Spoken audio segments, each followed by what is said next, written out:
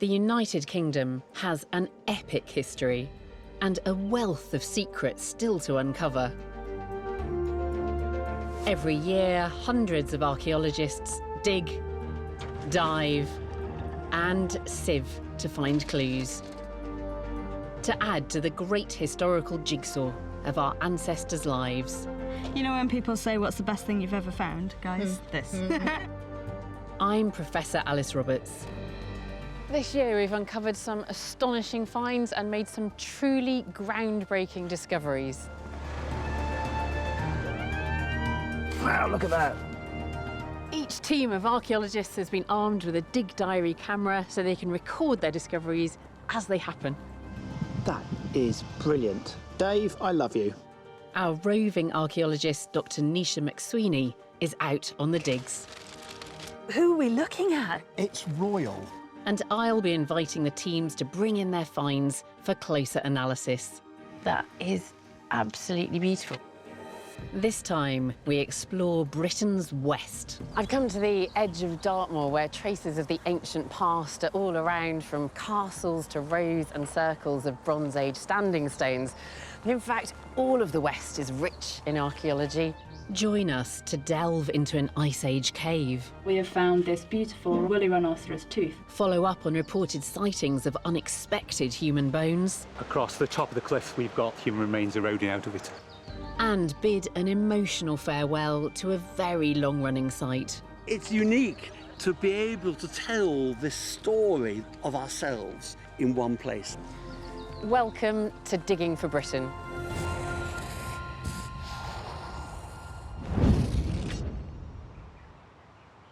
Our first dig takes us to the Cotswolds, an area with a rich seam of Anglo-Saxon archaeology, and the name itself is thought to relate to an Anglo-Saxon chieftain called Cod and his control of this territory of the High Lands, or wolds, so Cotswolds. This dig takes us back to around the early 6th century. The exact location has been kept secret to protect it. A team of volunteers led by MOD archaeologist Richard Osgood is following up on the discovery of high-status Anglo-Saxon artifacts in a field.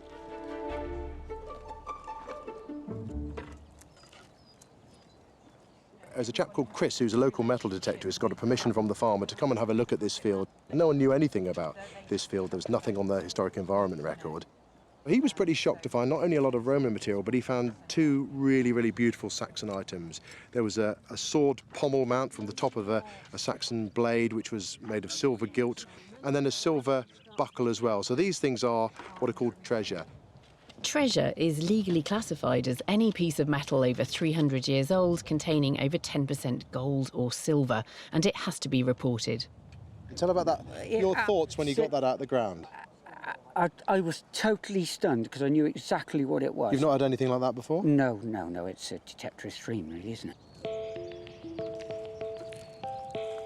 Chris made his finds in 2016 and reported them to Gloucestershire Council.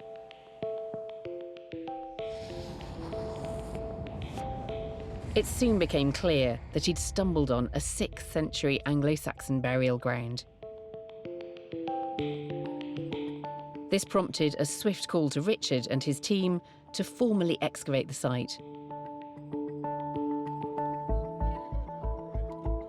So we've got what we believe to be a nice skeleton over here. We've got a nice skull coming through, the cranium coming up in that way, and then we've got the jaw here with the individual teeth just poking through. At this point, jawbone just there. As we come down, we've got what is the right arm here, just at the top, just the humerus, and then we come into where the rib section will be once we clean those down. The finds date to a time when history and material culture show strong links with the Netherlands and Scandinavia.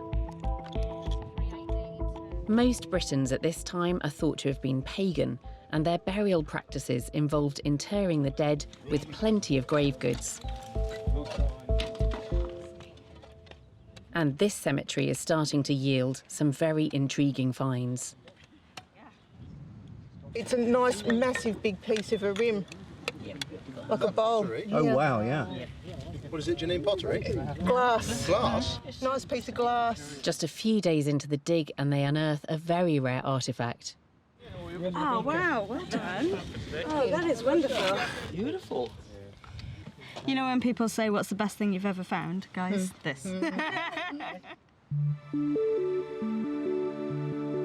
The raw material for this bowl may well have come from the Eastern Mediterranean, a major focus for glass production at this time. This exciting archaeological find is unusual, as glass is so fragile, it rarely survives. A bowl like this would have been precious, another indication of high status. Brilliant. What really amazes me is that this has been in the ground since the 6th century. It's really, really shallow up there. There's not much topsoil. It's been ploughed for hundreds and hundreds of years. And yes, OK, it's broken, but it still survived.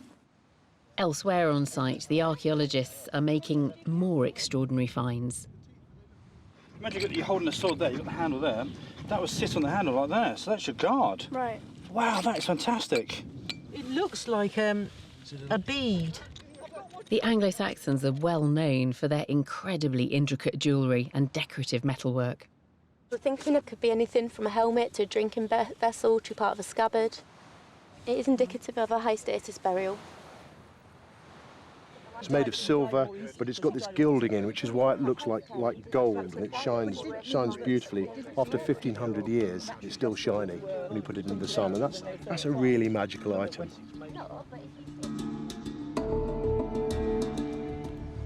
In early Anglo-Saxon cemeteries, the dead were typically buried fully dressed, with other objects included in the grave that still speak to us of their identity and status. What have you got now? We've got a knife. Yeah, I think we've got a knife which is just sat over the pelvis area here, but it's just sat on what is the left hip. So probably a dagger. Looks too small to be a spear. Yeah, it's certainly all happening here. I think we've got a very, very high status burial with a lot going on.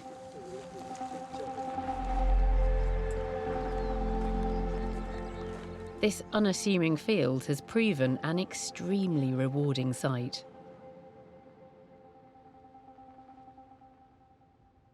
Richard has joined me to delve deeper into a couple of the burials which seem to challenge our expectations.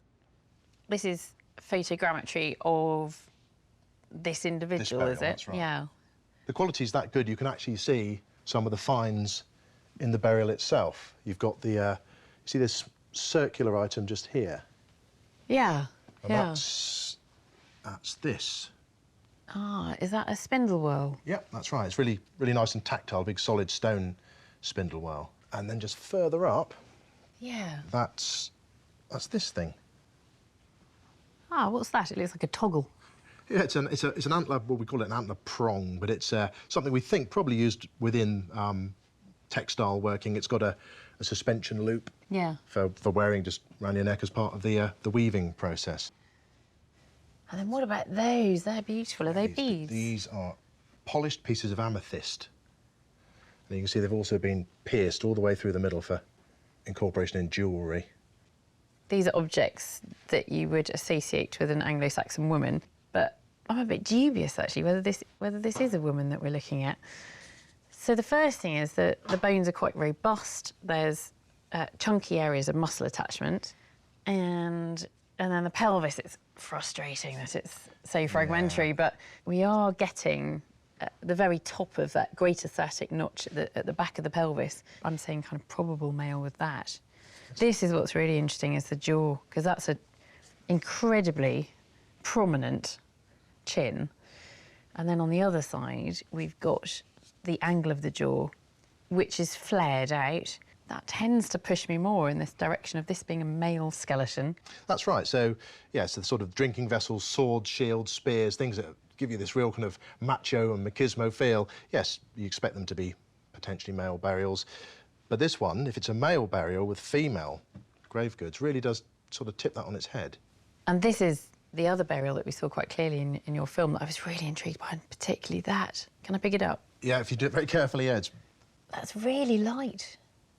It's so thin and fine, isn't it? We're wondering whether that is a Saxon dish or bowl, or in fact maybe a Roman piece of glass as an heirloom. Really? Wow. What's this here? This is an iron object, isn't it? That's the knife that we were excavating. It looked really good in the ground, all intact, but it was held together by the soil. So that is the knife, and it had a leather belt which had little bronze studs and fittings that went with it around the waist of the individual. So this is what's astonishing about these Saxon graves, is you're looking at somebody who's buried fully clothed, and then with lots of other items around them which speak about their identity and their status. So yeah, all the attributes of a warrior burial: sword, shield, spear, and all this extra equipment. And then what's amazing about that is that this is a warrior burial. The individual in it was about 10 years old. So there's the top of the shin bone.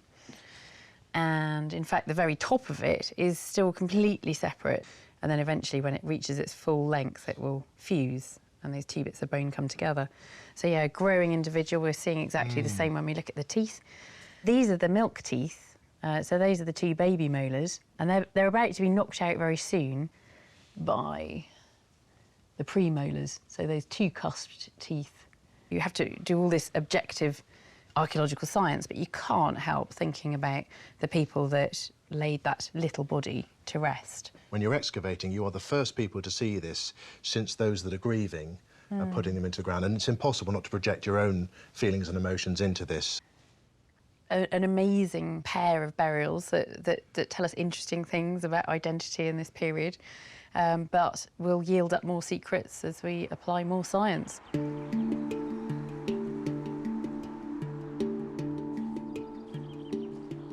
The Saxons were originally pagan, but then they converted to Christianity, and they built the first monasteries in Britain. In Shaftesbury, Alfred the Great founded an abbey with a nunnery alongside it, with his daughter Ethelgafu as the abbess. Archaeologist Nisha McSweeney went along to see the excavations at the site.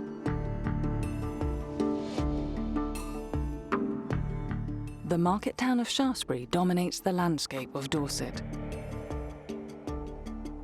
It was once the home of Shaftesbury Abbey, the first nunnery in Britain that became one of the most powerful and prominent in the land. But the abbey, like so many during the 16th century English Reformation, was plundered and destroyed by command of Henry VIII. I've come along to help archaeologist Julian Richards look for any remnants of this important historic site. We're trying to find out whether what's laid out here is the actual truth.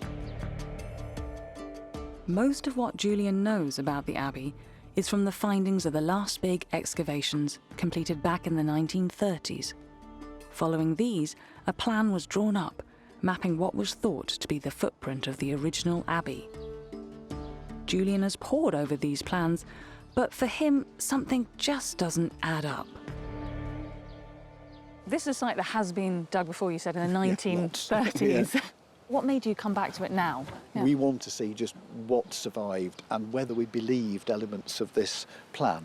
Because just simply from an architectural and engineering point of view, you look at some elements of it and you think, I don't believe that. That's not in the right place. The original Saxon abbey was rebuilt through the 11th and 12th centuries, and subsequent modifications included a rich refurbishment in the 14th century. The cloister of the abbey was supposedly on the southern front, commanding the view from the top of the hill. But Julian suspects it was never there. Now, this is where the cloister wall's supposed to be, but when we excavated it, we found absolutely nothing. The cloister is the beating heart of an abbey, not just a place of contemplation and prayer, but the structure around which an abbey's principal buildings were arranged. Back in 1954, historian Laura Sydenham created architectural drawings for her extensive study of the abbey. But these drawings were based on the 1930s excavation, speculating where the cloister may have been. Locating the whereabouts of the cloister is critical to establishing where the rest of the abbey lay. So the last thing we're doing is a couple of slots across the line of the cloister wall to try and see if that cloister exists on the southern side. So, well, come on, I'll show you what we're doing. Fab, thank you. Unearthing the foundations of the lost abbey has proved a challenge in itself. There's a modern rockery garden which needs dismantling for the team to dig beneath. So this is our next little problem, is removing a half-ton block of stone.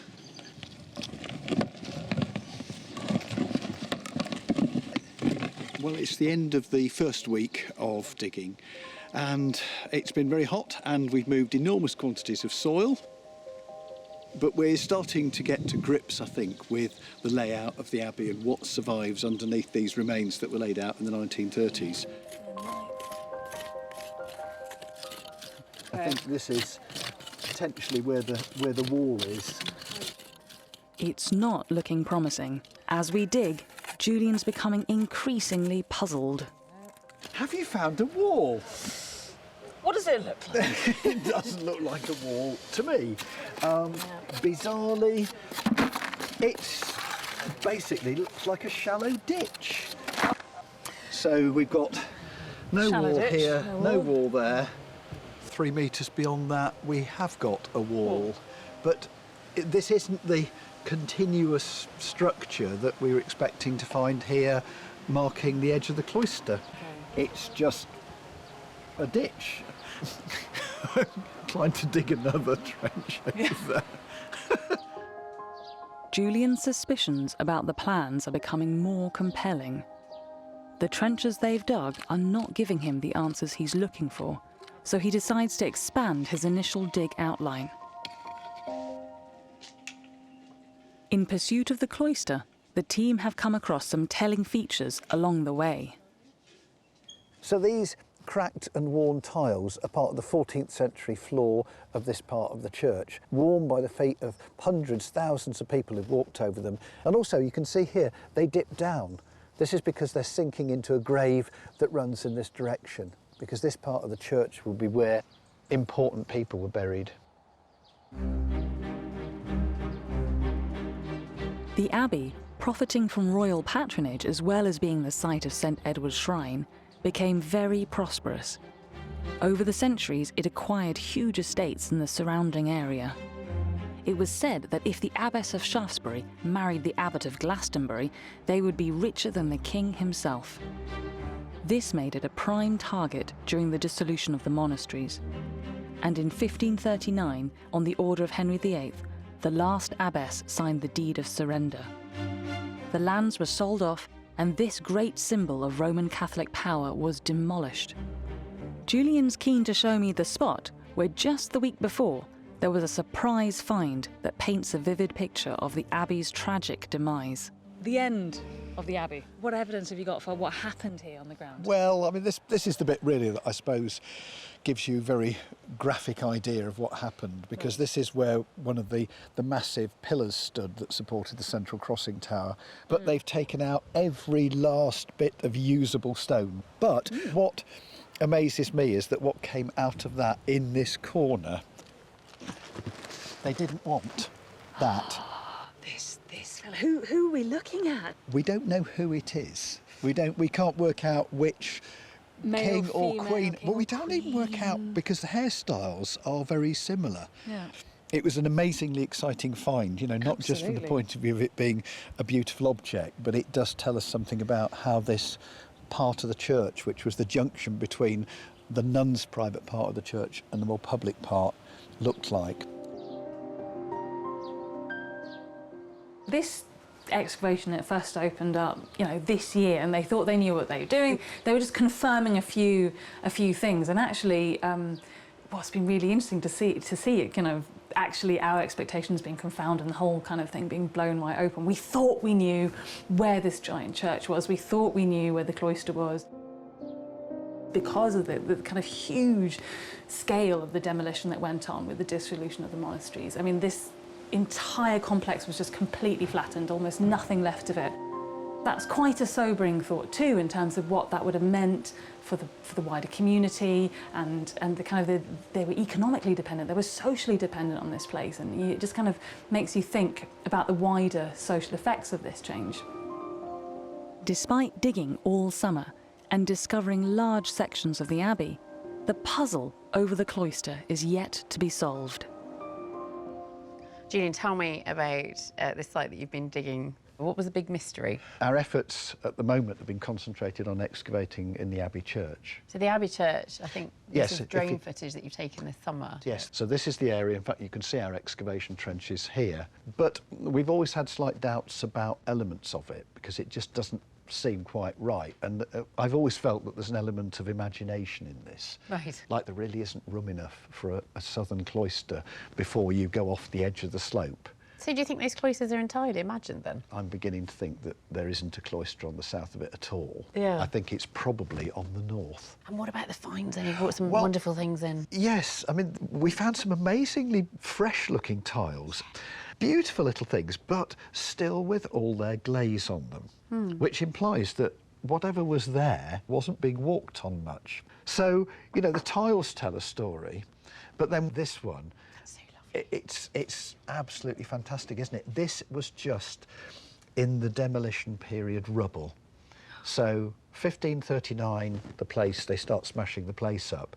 And clearly, this, if you look at it, it's three-dimensional. It's got a back to it. It's not a tomb figure. It's a standing statue. Yeah. And it's royal as well because you've got a crown, and also look, these are representing jewels on the crown. We think it's male. It looks a bit like some statues of Edward II, but we need to research this a bit more. Yeah. So that was a fantastic find. And what about this lovely bead? Well, one of our volunteers was digging and said, I found a plastic bead. And I said, no, you haven't, because you're digging a medieval deposit. So is this jet? It's jet, but it's such a big bead. If it was part of a rosary, to me, the story that, you know, that object might be able to tell, you know, was this a nun being ejected from there, you know, her rosary broke? Because this obviously just sort of fell into a corner and then has ended up in the rubble. But, you know, to me, it's the story that an object like that could tell, you know, if only it could talk.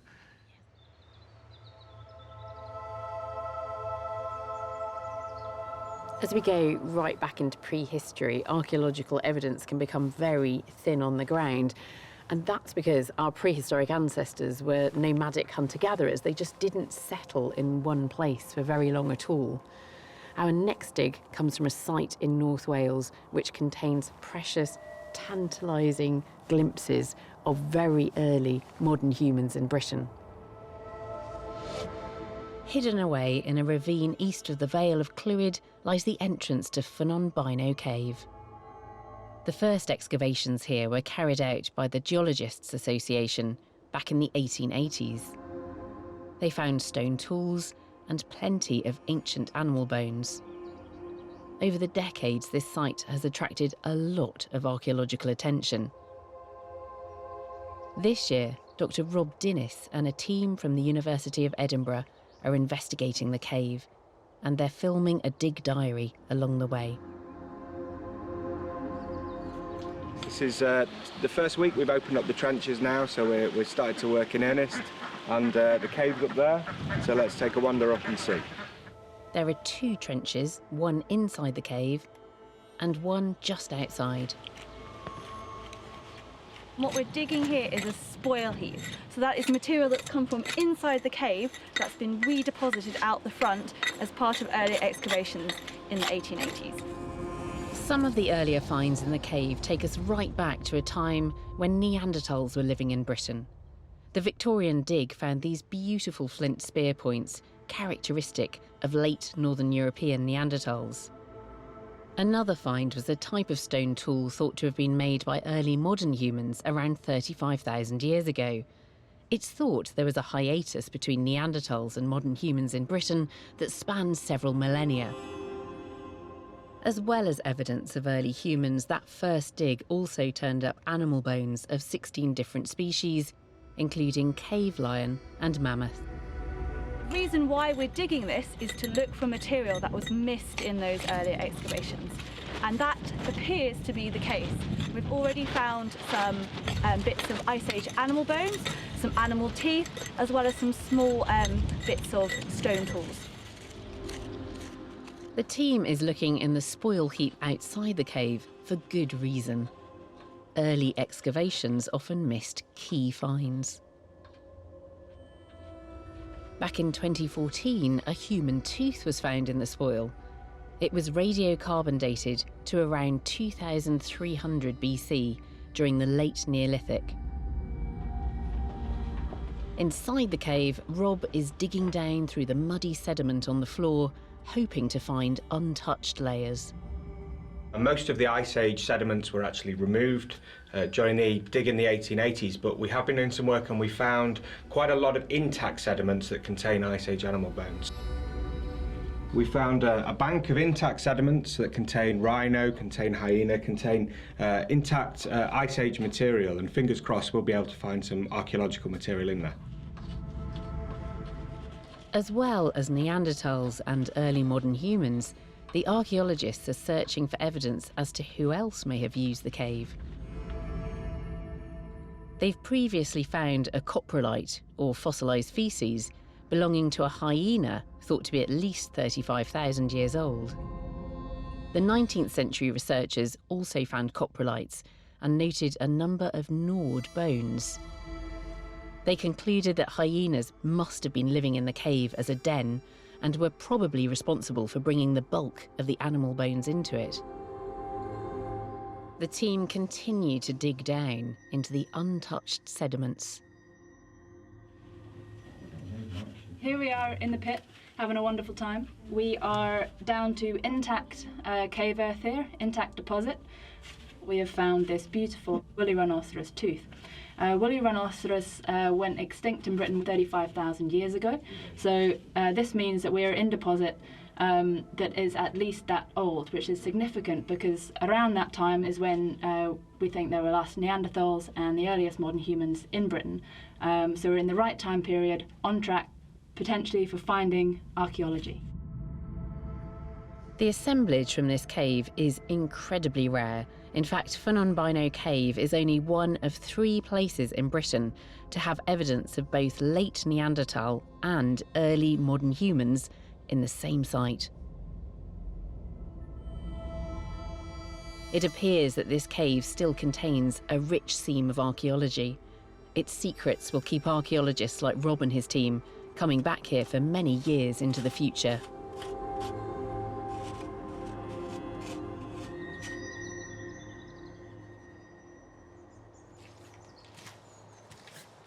Most archaeological excavations tend to take place over a single block of time, particularly if they're related to construction and development. University excavations, on the other hand, usually take place over just a few weeks in the summer, but the archaeologists will keep coming back if there's plenty to find. One such dig near Bristol has turned into a real labour of love. It's been going on for well over a decade and is now just coming to a close. Just north of Bristol, close to the mouth of the Severn Estuary, sits beautiful Berkeley Castle. It's the oldest building in England, still inhabited by the same family, whose ancestors began building it in the 11th century. In 2010, Digging for Britain was on site with Bristol University archaeologists who wanted to understand what was happening here before the castle was built. This year, we return to Berkeley with Professor Mark Horton and Dr. Stuart Pryor, who are searching for more evidence of the origins of this site. It's unique to be able to tell this story of ourselves in one place, and here in Berkeley encapsulates that idea. When they first started their dig, they suspected the site had been home to an 8th century Saxon minster. But the scale of the monastic settlement proved much greater than they imagined. The amount of archaeology exceeded expectations and has brought them back year after year to explore the minster buildings and boundaries. So this is the famous Berkeley excavation, and it is a veritable slice through history. But the real interest of Berkeley is the period before the conquest. This is the time in which Berkeley was a minster or a monastery. We found huge quantities of material associated with this Anglo-Saxon monastery. A minster is an important church often accompanied by a collection of monastic buildings. A place of prayer, but also a place to live and work for monks and nuns. Over the years, 8 trenches have been dug around the estate to assess the scale of the monastery. The team are currently digging in a paddock to the north of the castle. According to records, the Saxon minster here was demolished in 1043.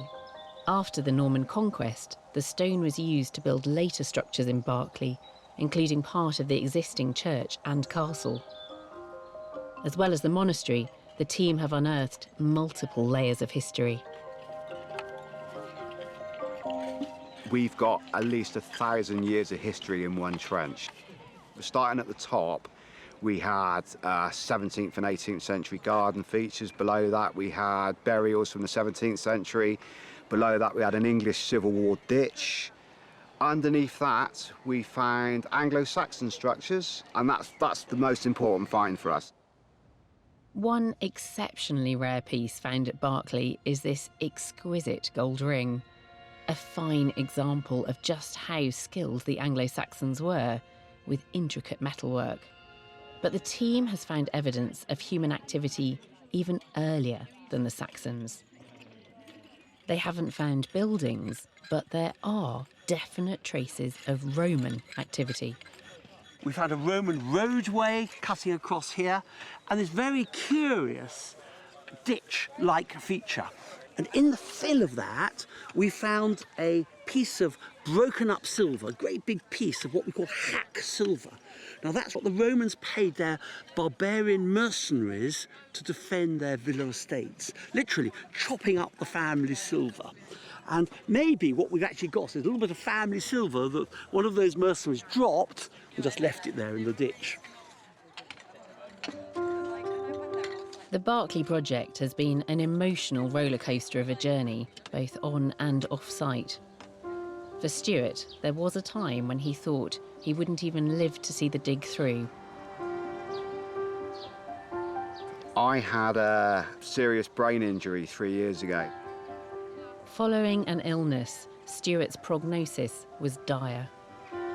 They thought I was going to die. If I did survive, they thought I'd be hospitalised for the rest of my life. But Stuart fought hard, despite the seemingly impossible physical challenges, and against all the odds, he was determined to get back out into the field, to return to the job he loved and the dig at Berkeley. Fortunately for me, I'm a bit of a fighter and I wasn't going to give up. Basically fought my way back from being on the deathbed to being back at work again. At the end of the dig, with heavy hearts, they've made the difficult decision to call it a day. Right, it's ending. I'm retiring from Bristol University and you've got to draw a line somewhere, and kind of that's the end of an era. In its closing year, the dig here has not disappointed. A find late in the day provides yet more evidence of the lost Berkeley Minster. So perhaps our most important find this season is this ditch. It's not a defensive arrangement, it's a boundary ditch. It was a way of delimiting the edge of the Anglo-Saxon monastery.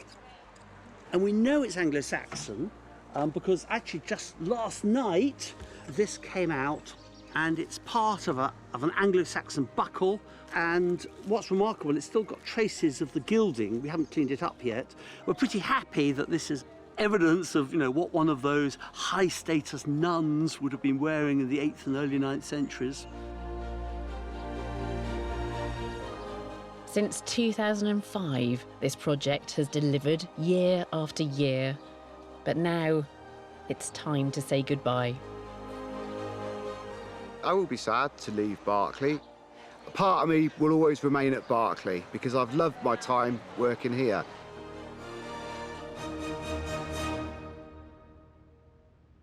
So tell me what you've found then, summarise. this kind of 15 years of digging? So essentially, we were looking to prove that there was actually a minster at Berkeley, because nobody even knew when we started that there was actually the minster at Berkeley. What do the finds tell you, and why do they make you think that this was actually a minster? So, you know, we've got evidence for probably maybe a scriptorium.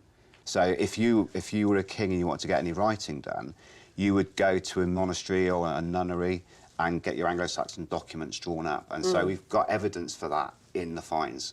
So we've got this lovely little thing here, which is the astle.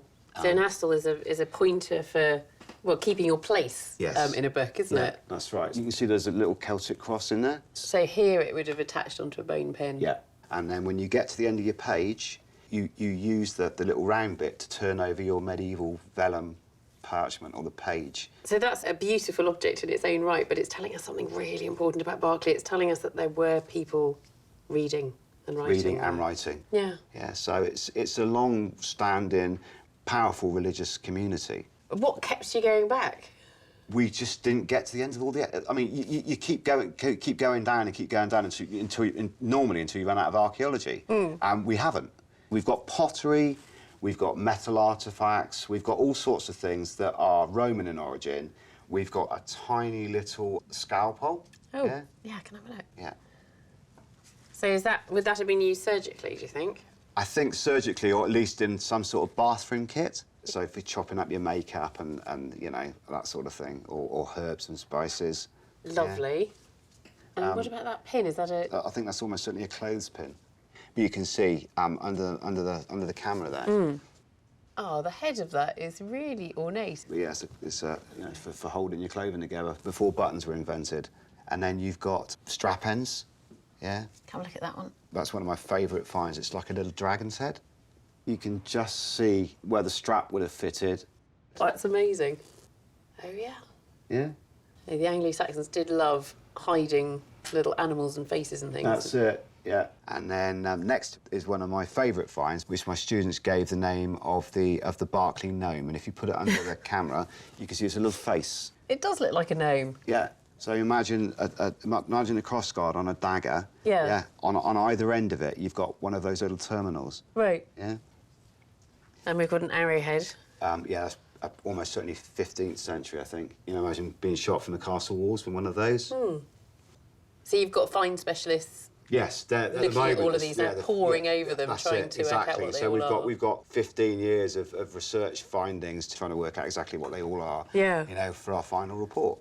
And then it brings us right up to our 1980s builder's Casio watch, or gardener's Casio watch. A very precious archaeological item, that, Stuart. Well, we do total collection, so our students pick up everything they find, you know. So if it's in the trench and it's buried, it's a find. Yeah, you know? It was in the ground. It was in the ground, and somebody lost their digital watch, and one of my students found it. Very beautiful thing, Stuart.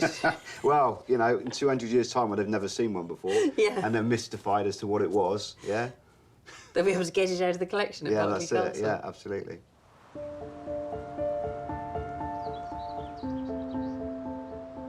It can be very difficult to come up with names for groups of people in prehistory. We have absolutely no idea what they called themselves. So often we look at their culture, at the objects they made, and use that as a label for them. On our next dig, we're joining MOD archaeologist Richard Osgood and his team of ex-military personnel in Wiltshire, and they're excavating a Bronze Age burial mound of a type that is linked to the mysterious Beaker people. This burial mound lies just 5 miles from Stonehenge on Salisbury Plain and is known as Barrow Clump. We're now at the site of the last of the protected burial mounds at this part of Salisbury Plain. What I'm hoping to find in this trench is anything that is put into it that will relate to the early Bronze Age. This site never fails to deliver. Each year, there's been one really incredible story that's emerged. I'm really optimistic that we might, in this instance, be privileged enough to see a Beaker grave. This type of burial mound is typical of the early Bronze Age, around 2000 BC. This is the time when the last stones of nearby Stonehenge were set in place. Although there's still so much about Stonehenge that mystifies us to this day, We know it was built in stages, from the Neolithic through to the early Bronze Age, the time of the Beaker people. The Beaker people, it's a name that's been given because the burials are of a particular type. They are usually accompanied with a pot, the eponymous beaker. It's a little drinking vessel that's found in the grave with them, sometimes with other grave goods as well. Most of our knowledge of these Bronze Age people comes from their graves, which often contain these distinctive beakers. Particular styles of vessels help with dating and show how traditions spread. The earliest known bell-shaped beaker pottery comes from Portugal and Spain, but then the style spreads north. Within 100 years, these beakers appear in Britain. 2 beaker burials have previously been found at Barrow Clump, but Richard thinks there may be more.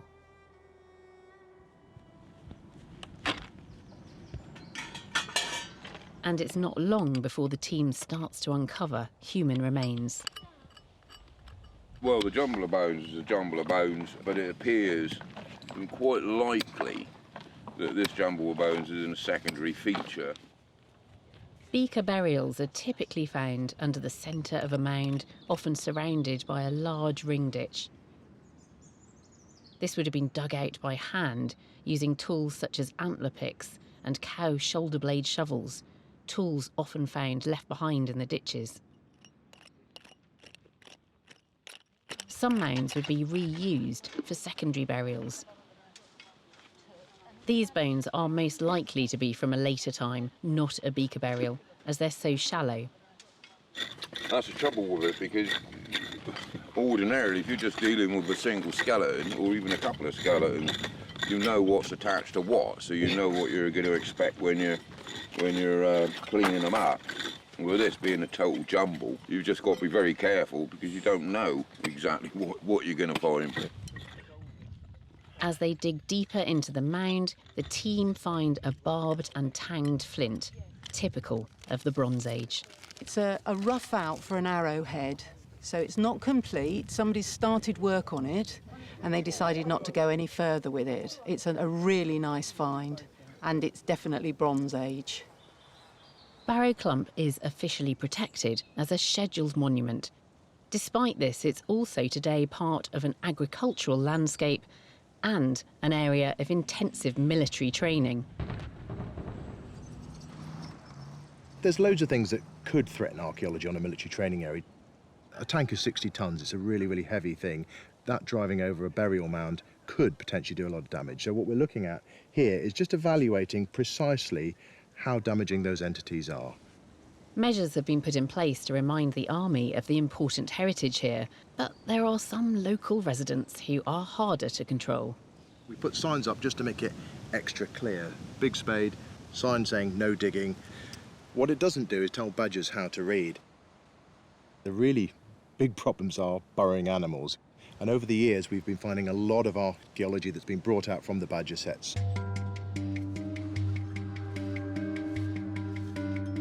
Meanwhile, the team has worked their way down to what they believe is the centre of the burial mound.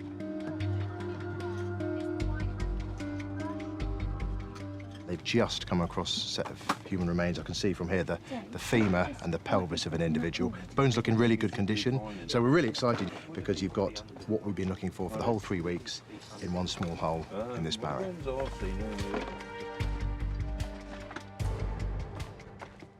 Archaeologist Dorothy Griffiths was first to find the bones.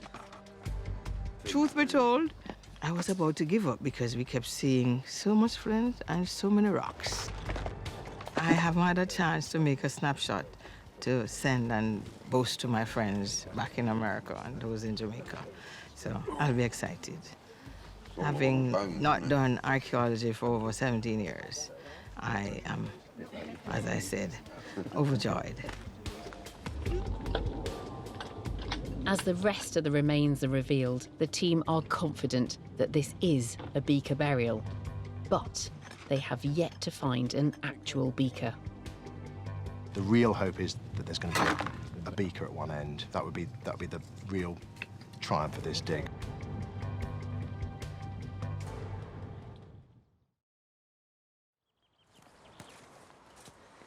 Now the dig is finished, the finds, including the bones, have been carefully packaged up and taken off-site. And our roving archaeologist, Nisha McSweeney, has been along to the labs at Wessex Archaeology to find out more. At the Wessex post-excavation, I'm hoping project manager Phil Andrews has been able to establish whether it was a beaker burial they found. Is this beaker from the burial? This unfortunately isn't. This was found probably about a couple of 100 metres away, but the burial we had didn't have a vessel. In fact, it didn't have any grave goods with it.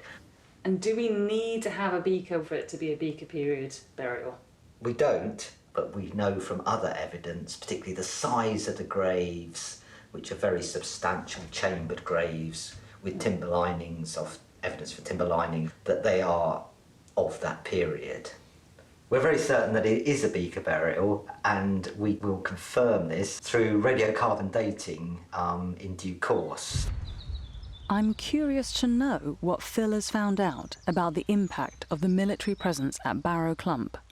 We're investigating the site. We've been looking at the impact of military vehicles passing over some of the remains, and this is a classic example of the weight of vehicles has just crushed what may have once been a complete vessel. Overall, the damage being caused by vehicles is very slight. Certainly the damage from badgers is clearly much more significant, but military vehicles, they're not causing a significant impact at all, which is good news. It's great news for the archaeology then. Badgers are worse than tanks. Tanks, yeah. Senior osteoarchaeologist Kirsten Egging-Dinwiddie is examining the remains for the first time. So we've got a little bit of the skull there. What bit of the skull is that? If I hold it like that. Is it? Not quite. No. It's actually this bit here. Wow, okay. Yeah. That's quite chunky. I mean, mine. If I feel mine's very small, whereas it's quite serious cheekbones. Yeah. So, which is, are we thinking he? I'm thinking he. The size of this individual and some of the traits and things on the skull. If we look at some of the other bones. The size of the head of the humerus there, that's quite large. So I'm pretty happy with this being a male. What's exciting about post-excavation is what it can reveal. The age, the sex, so much more about who this person was. So that's really nice, strong muscle attachments there. Not massively long, so not necessarily a very, hugely tall person, but certainly quite robust. And again, these slightly strange muscle attachments there. An anchoring point for your muscles and attachments. Bigger muscles need bigger anchoring points. Yeah. What about the age then? Okay, so we've got the ends of the bones are completely fused on. Not only is it fused, it's started to get these osteophytes, these bony growths at the edges, which is a sign of wear and tear. It's not just an adult then, it's an adult who's then lived longer and seen wear and tear. Certainly into the 40s, possibly up to mid-50s. So does Kirsten think the environment at Barrow Clump is causing any damage to these bones? You can see that's quite eroded. You've lost most of the surface there. What would have done that? Could be water flowing through the grave. There are many, many things that affect the burial environment.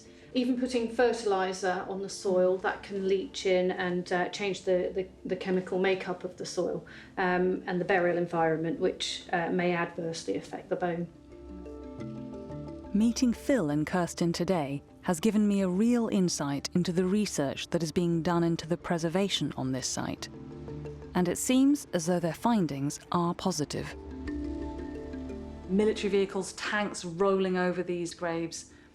Actually, it's been really good to see that that's not so much of a problem. That actually, it's funny, it's the badgers, it's the soil chemistry and those more natural things. So that's quite good to know. Our next dig takes us to the coast of South Wales, where strange things are afoot, quite literally in this case. Around 20 miles west of Cardiff, along the coast near the village of Monknash, there's a cliff proving to be a cause for concern. After public reaction to what appeared to be human bones sticking out of the cliff face, the police were called in to investigate. The bones were identified as archaeological remains, and Professor Jackie Mulville from Cardiff University was drafted in to help. In this case, this is what we call rescue archaeology. We get reports from the public, and obviously people are slightly concerned at the idea that you can see bits of legs eroding out. Previously rescued bones from this site have been dated to the 15th century, during the early Tudor period. On this occasion, there's been a report of a skeleton in urgent need of attention. It sits right next to the coastal footpath, a popular walk for the general public. A bit of human bone here, this sort of flat section here, and there's a human bone here, which you can't, it's very hard to see. As the excavation progresses, it's clear the lower part of the skeleton is missing.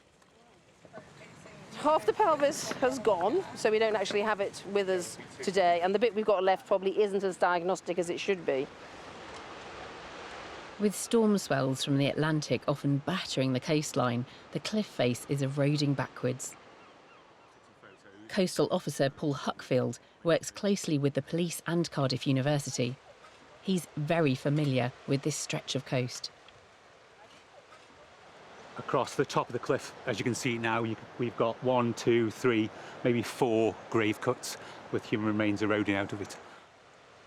Over time, as the cliffs have eroded, more and more burials have just been exposed by natural erosion of the cliff face as it moves backwards.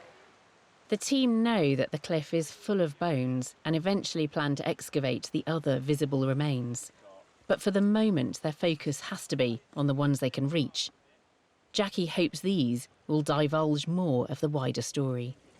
We'll be able to work out more accurately who they were, what age they were, what sex they were, and bits about their life histories. And by reuniting them and then reinterring them, we're actually treating them, I suppose, in a much better way than them sort of falling piecemeal out the cliff. As the team dig on, there's an unanticipated twist. So far we have the elbow joint right here, the humerus pointing that way, which is the opposite way to what we'd expect it, given that the legs are down there. And then you have the ulna, so that's the lower arm, coming this way. So we think maybe something, the hands behind the head. So we're all a bit perplexed. Jackie's unsure why the body is contorted in the way it is. The burial has thrown up a few surprises. What we appear to have here is somebody who's been buried in a slightly sort of haphazard manner, and this suggests that possibly they were buried in a hurry or by somebody who didn't actually care. It could be that they're actually compressed in a grave that's too small because the person didn't have time, or perhaps didn't want to make the investment to make a grave that was the right size for them. So it is unusual. The coastal location and unorthodox positioning of the bodies has given rise to a number of theories as to who these people might be. One theory suggests they could have been victims of shipwrecks, and local legends tell of wreckers. These people would put lights around the necks of sheep, walking them along the cliff top to lure ships onto the rocks. For centuries, wrecking ships to loot cargo was a very profitable activity. Over the course of the day, the archaeologists begin to reveal the rest of the skeleton. We're making really good progress. We can now see most of the head. We've got the mandible exposed. You can also see sort of the ribs, the pelvis and the lower back. So we can see we've got the full torso of an individual who's sort of slightly twisted. Just before the bones are lifted for further examination, the team gather some final evidence. By taking a number of images, we can stitch them together using a photographic program, and then that will allow us to actually have an accurate record of the articulation of the bones when we get back to the lab.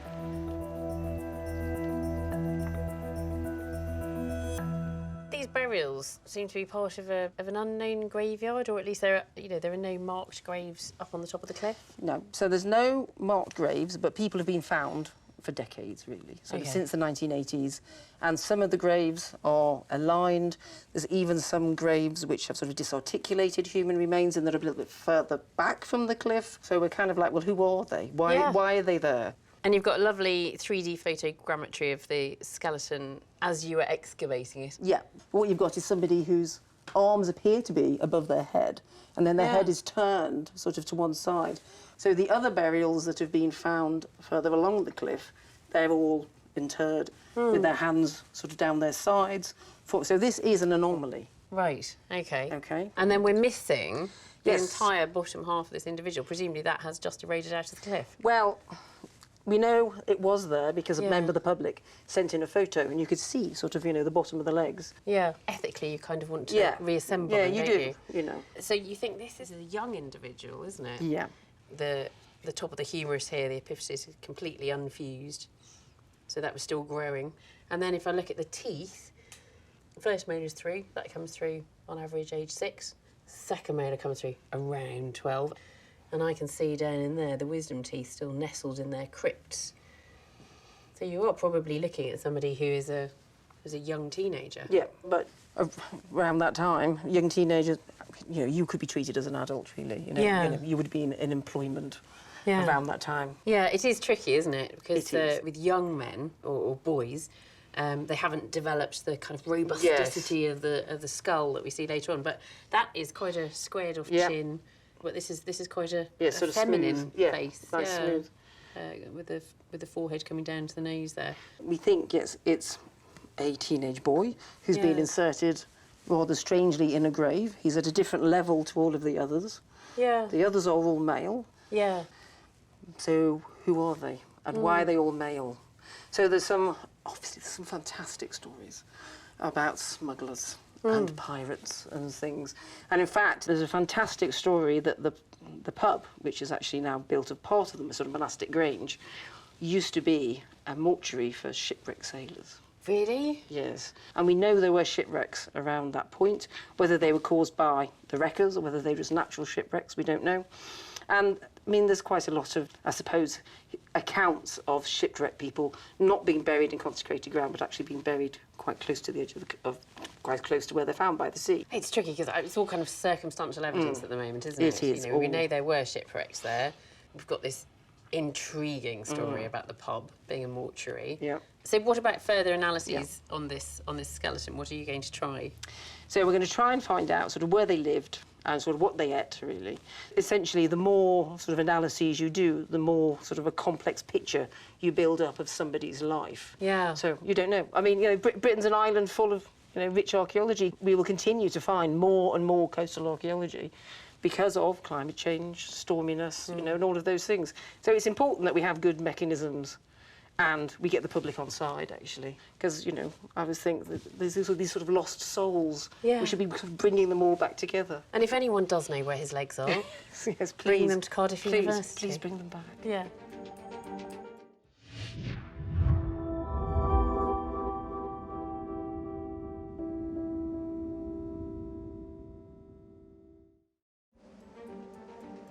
The United Kingdom has an epic history and a wealth of secrets still to uncover. Every year, hundreds of archaeologists dig, dive, and sieve to find clues to add to the great historical jigsaw of our ancestors' lives. You know when people say, what's the best thing you've ever found, guys? This. I'm Professor Alice Roberts. This year we've uncovered some astonishing finds and made some truly groundbreaking discoveries. Wow, look at that.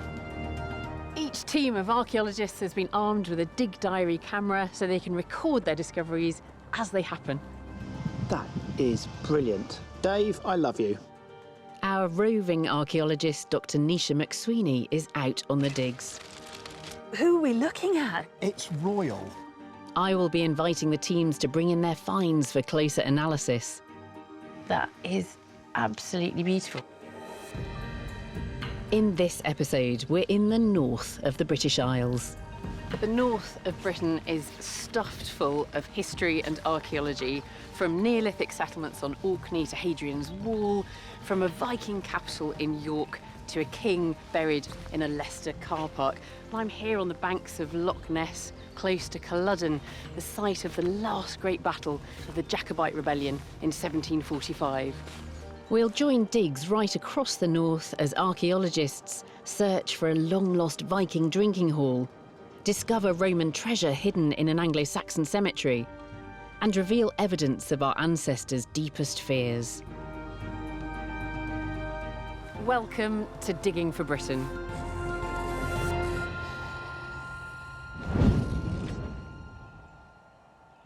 Our first dig takes us to the childhood home of Britain's shortest reigning monarch. She was a first cousin of Henry VIII's son, Edward VI, and she was on the English throne in 1553 from the 10th to the 19th of July. She's known as the 9 Days Queen, Lady Jane Grey. In the Leicestershire countryside lies Bradgate Park. 850 acres of stunning, rugged landscape. This ancient estate was the family seat of Britain's often forgotten monarch, Lady Jane Grey, who's believed to have lived here as a child. Professor Richard Thomas and his team from Leicester University are excavating within what remains of the estate's main building, Bradgate House. This is thought to have been one of the first unfortified aristocratic houses in England, dating back to the early 16th century. Richard is looking for evidence that could support that early date and the long-held theory that this was indeed the childhood home of Lady Jane. Very little information about Bradgate House, both in terms of the written record and in terms of images, but we know next to nothing about the house as it looked in the 16th century. Lady Jane was born in 1536. The great niece of King Henry VIII, she was raised as a devout Protestant. Before Henry's son, King Edward VI, died, he declared that his first cousin, Lady Jane, should succeed him. She was proclaimed queen at just 16. But England was in the middle of a power struggle. There was a lot of turmoil over different religious sides. So Henry VIII sets up the Church of England, but there's still quite a strong Catholic following in England at the time. So there's a lot of tension between the two sides, if you like. Lady Jane's aunt, Mary Tudor, was a Catholic, and Mary's followers were determined to see her on the throne. Just 9 days after Lady Jane was declared queen, she was deposed, locked up in the Tower of London, and eventually executed. At the dig, the team have made an unexpected discovery. It looks like the large upstanding brick building was constructed over something older. I'm standing at the moment inside a room, and inside that room we've got this other brick structure that's over on my left-hand side, and it's got a tiled surface behind me.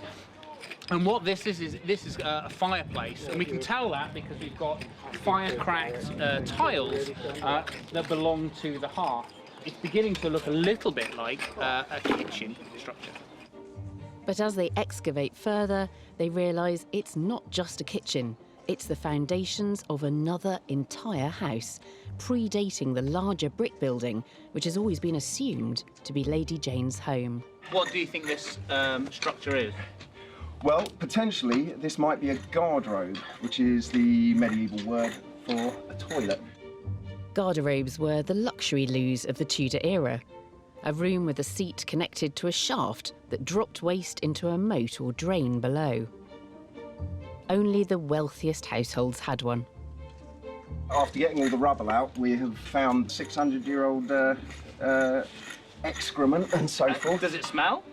It does. It has a strange smell that you can't really compare to anything else. That is a bloody big grade. The team want to pin down the date of this mystery building. As the days pass, they discover tantalising traces of the people who lived here, including what they ate. From our excavations, we can work out what kind of animal it's come from, so things like peacocks, some marine fish and some other exotic animals. And of course, because we're in the middle of a deer park, we know that they are eating quite a lot of venison. We've got quite high status living here. The team also find evidence that this was a religious household.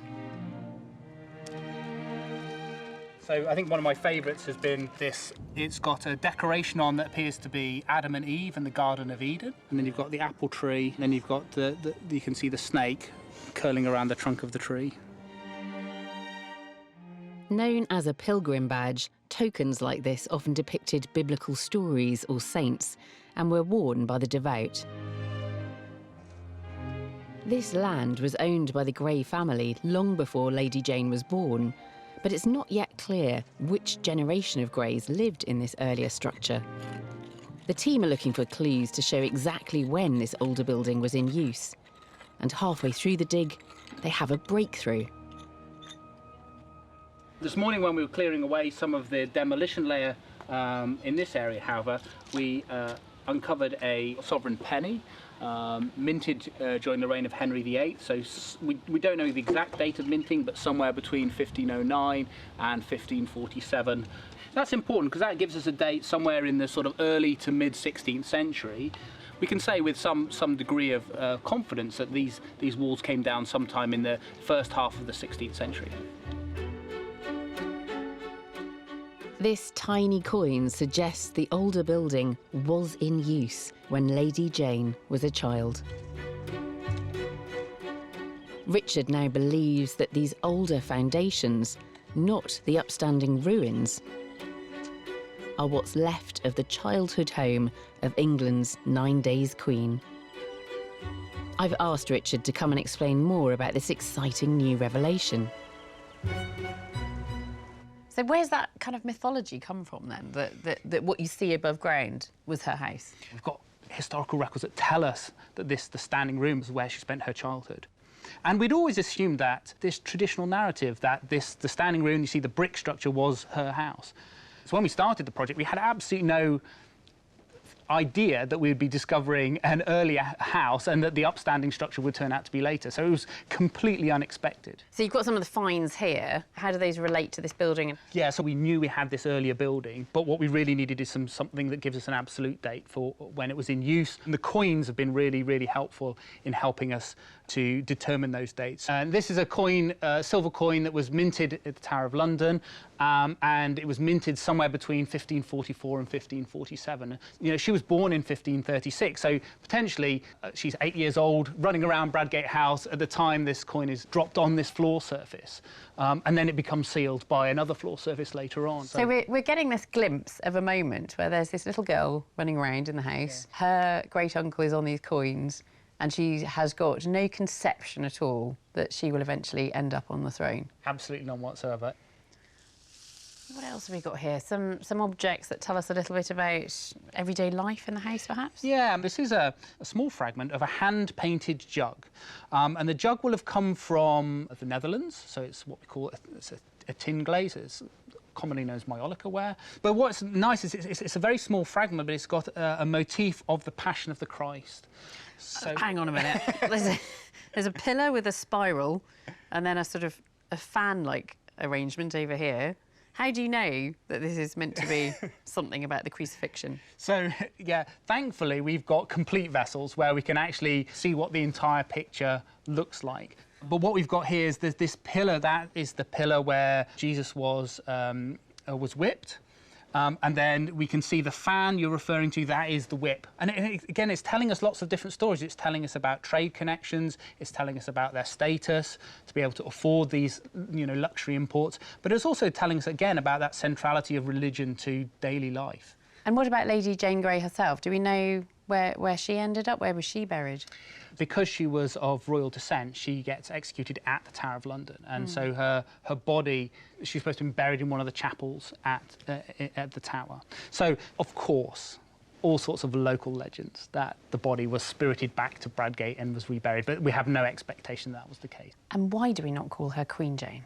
Yeah, it's really interesting why she's still Lady Jane Grey. The reason is because she although she was proclaimed Queen, she never had a coronation. So it's a real, effectively a technicality that we don't call her Queen Jane.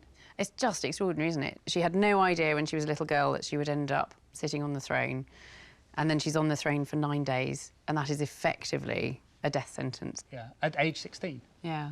It's a real tragic story.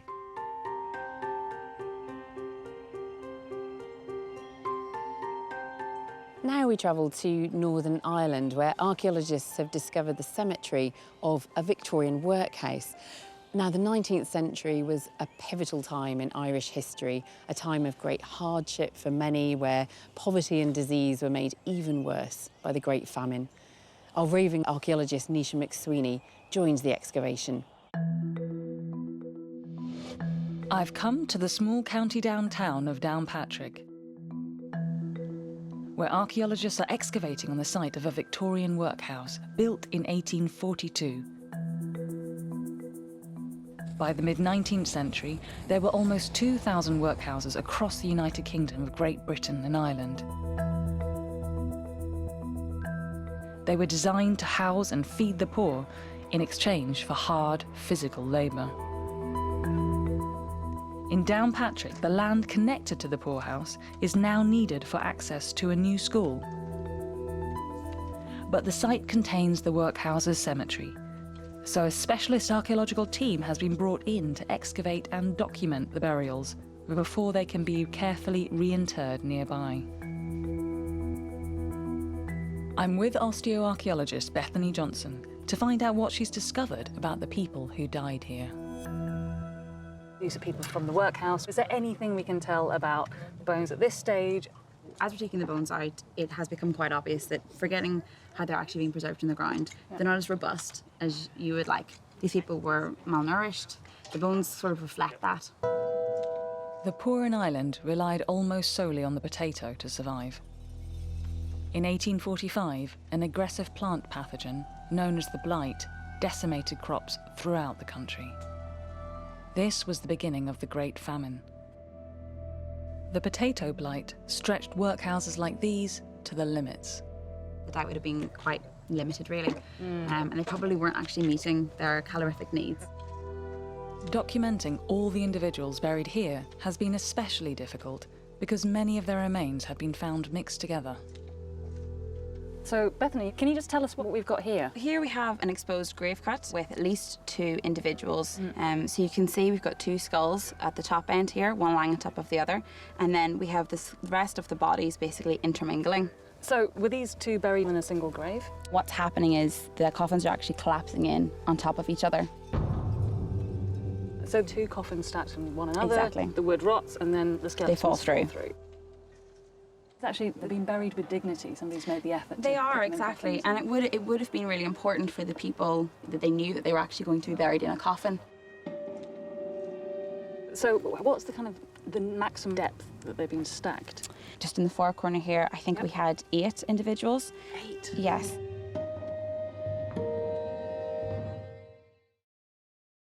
The highest stacks show that at a certain point, the death rate accelerated rapidly, beyond even famine levels. The cause was known as famine fever. In 1847, just 2 years after the famine struck, a deadly combination of relapsing fever and typhus ripped through Downpatrick and the workhouse. Head archaeologist Chris Lynn understands how devastating the combination of famine and fever was.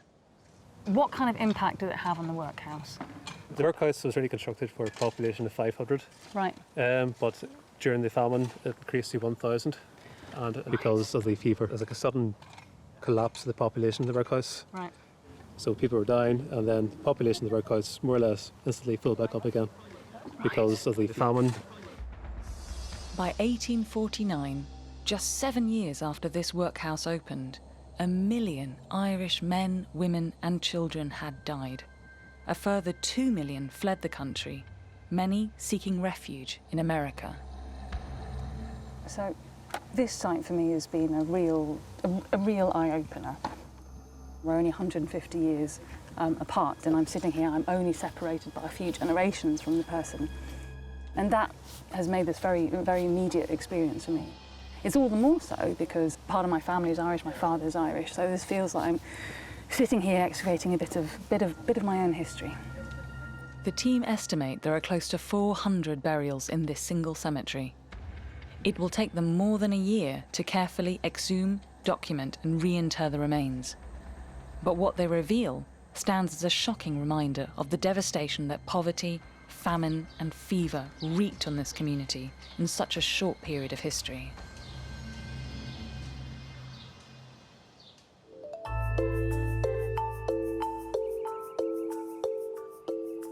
Our next dig is a very old site with a modern twist. Archaeology is a detective story. We're looking for clues, piecing them together, trying to understand past events, working out what those societies were like, getting inside our ancestors' minds. Sometimes the clues are hidden in plain sight and it just takes a keen eye to recognise them.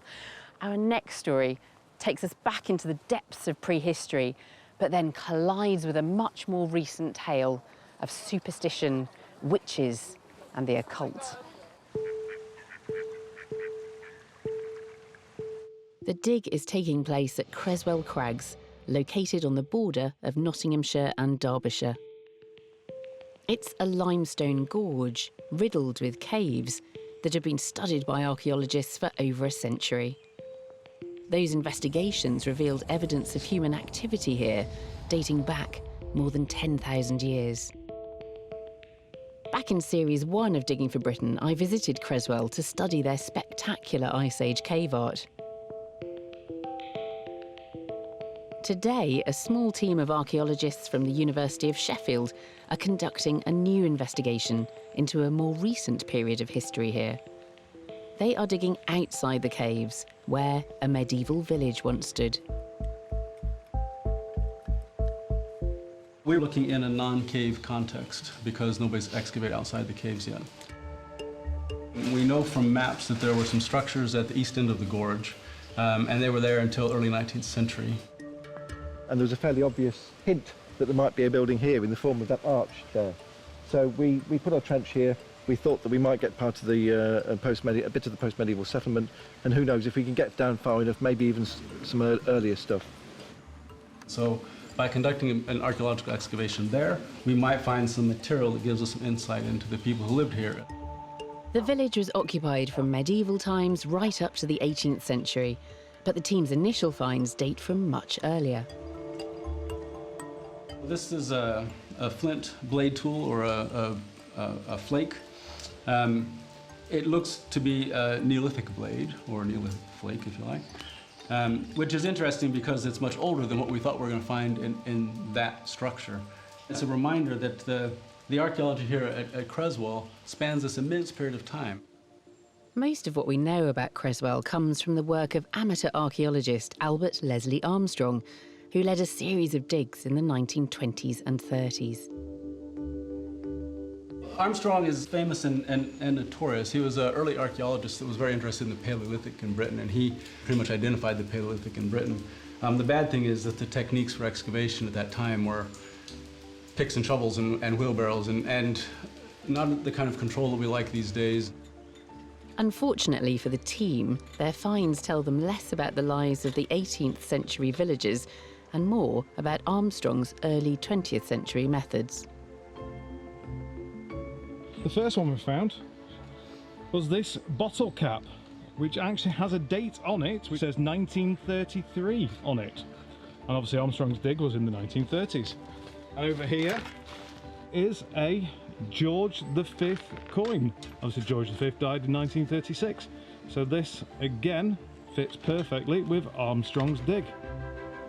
The reason for this renewed interest in the lives of these villagers at Creswell is thanks to an incredible revelation announced in early 2019 about something that had been right under Armstrong's nose all along.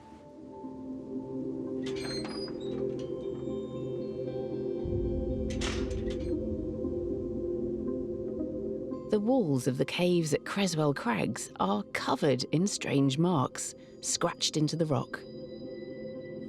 There are literally hundreds of marks scarring the wall all the way around. There's hardly a small space of clear rock that you could put another one on.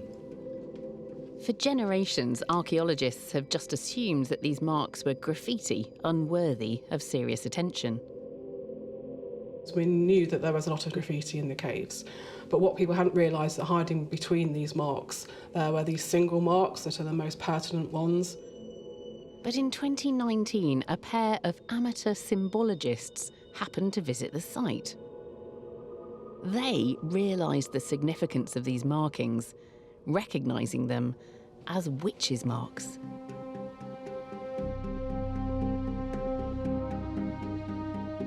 We realised that they were quite important because there were so many of them and they were in such a concentration in one particular place. So we knew there was a story to be told here. Witches' marks, or apotropaic marks, from the Greek meaning to turn away, were used by fearful locals to ward off evil spirits. King James wrote a treatise called Demonology, which set out ways in which witches could be feared and witches could be seen and found and how they infiltrated houses. James I believed that witches existed and were responsible for many of society's ills. His 1597 treatise on demonology described different sorts of demons and witches, and he was personally involved in witchcraft trials. A belief in witches persisted right up to the 19th century. The most common mark at Creswell is the conjoined V, which refers to the cult of the Virgin and the Virgin Mary. We sometimes find marks of Christ's name. One that we find is the IX, and this is known from other cave contexts and from churches and buildings as well. We've also got a 1718 and a 1717, which is right in the middle of the period that we think that these probably date to. And further down the tunnel on the right-hand side, we've got possibly our oldest date of all, which is 1505. The dates place the marks within the time frame of the village, and they're particularly concentrated in one area of the cave. What we've got here is what some of the press have christened the gateway to hell, and there's a gaping chasm in the middle of this chamber here, which has got to be 12 to 15 feet deep. There may have been a draft blowing through that hole, and evil spirits are meant to follow flows of air, so it could have been that was concerning them. Maybe there's been some infant mortality, cows aren't producing enough milk, which you might think is down to an evil influence, and that you might want to do something about that and drive that evil into the furthest reaches of the darkest part of this cave in order to trap it there. It turns out that the most compelling evidence of the villagers themselves has been hiding in plain sight, inside the caves, all along.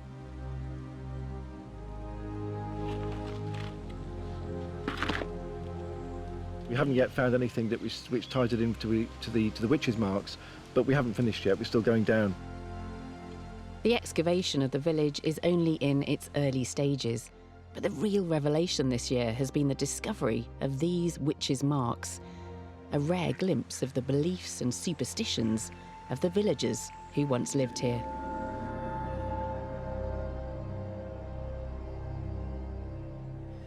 The Anglo-Saxon period in English history dawns after the collapse of the Roman Empire and lasts right up to the Norman conquest. We learn a lot about the Anglo-Saxons from their burials, in particular the grave goods. We learn about the clothes people wore, the objects that they found precious, and the way that they constructed their identities.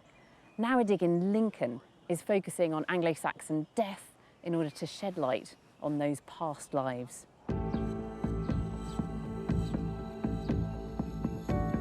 This site is on a farm not far from the Lincolnshire coast, just outside the tiny village of Scremby.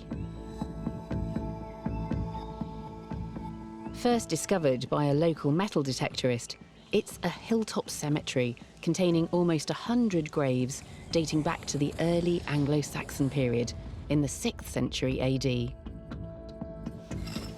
Digging for Britain first visited the site last year, when Dr. Hugh Wilmot and his team from the University of Sheffield were starting to excavate the site, which was threatened with damage from agricultural vehicles.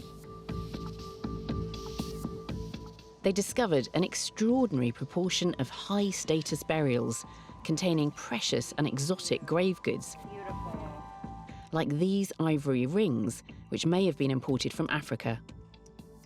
This site dates from the migration period in the sort of late 5th, early 6th century. And this is a period when you're starting to get Anglo-Saxon migrations appearing into eastern England and then moving into central England after the end of the Roman Empire. Thankfully, the team continued filming their dig diaries after our visit last season. One piece they later uncovered proved to be incredibly rare. Oh, beautiful. It's completely different. A spectacularly well-preserved bronze and enamel bowl.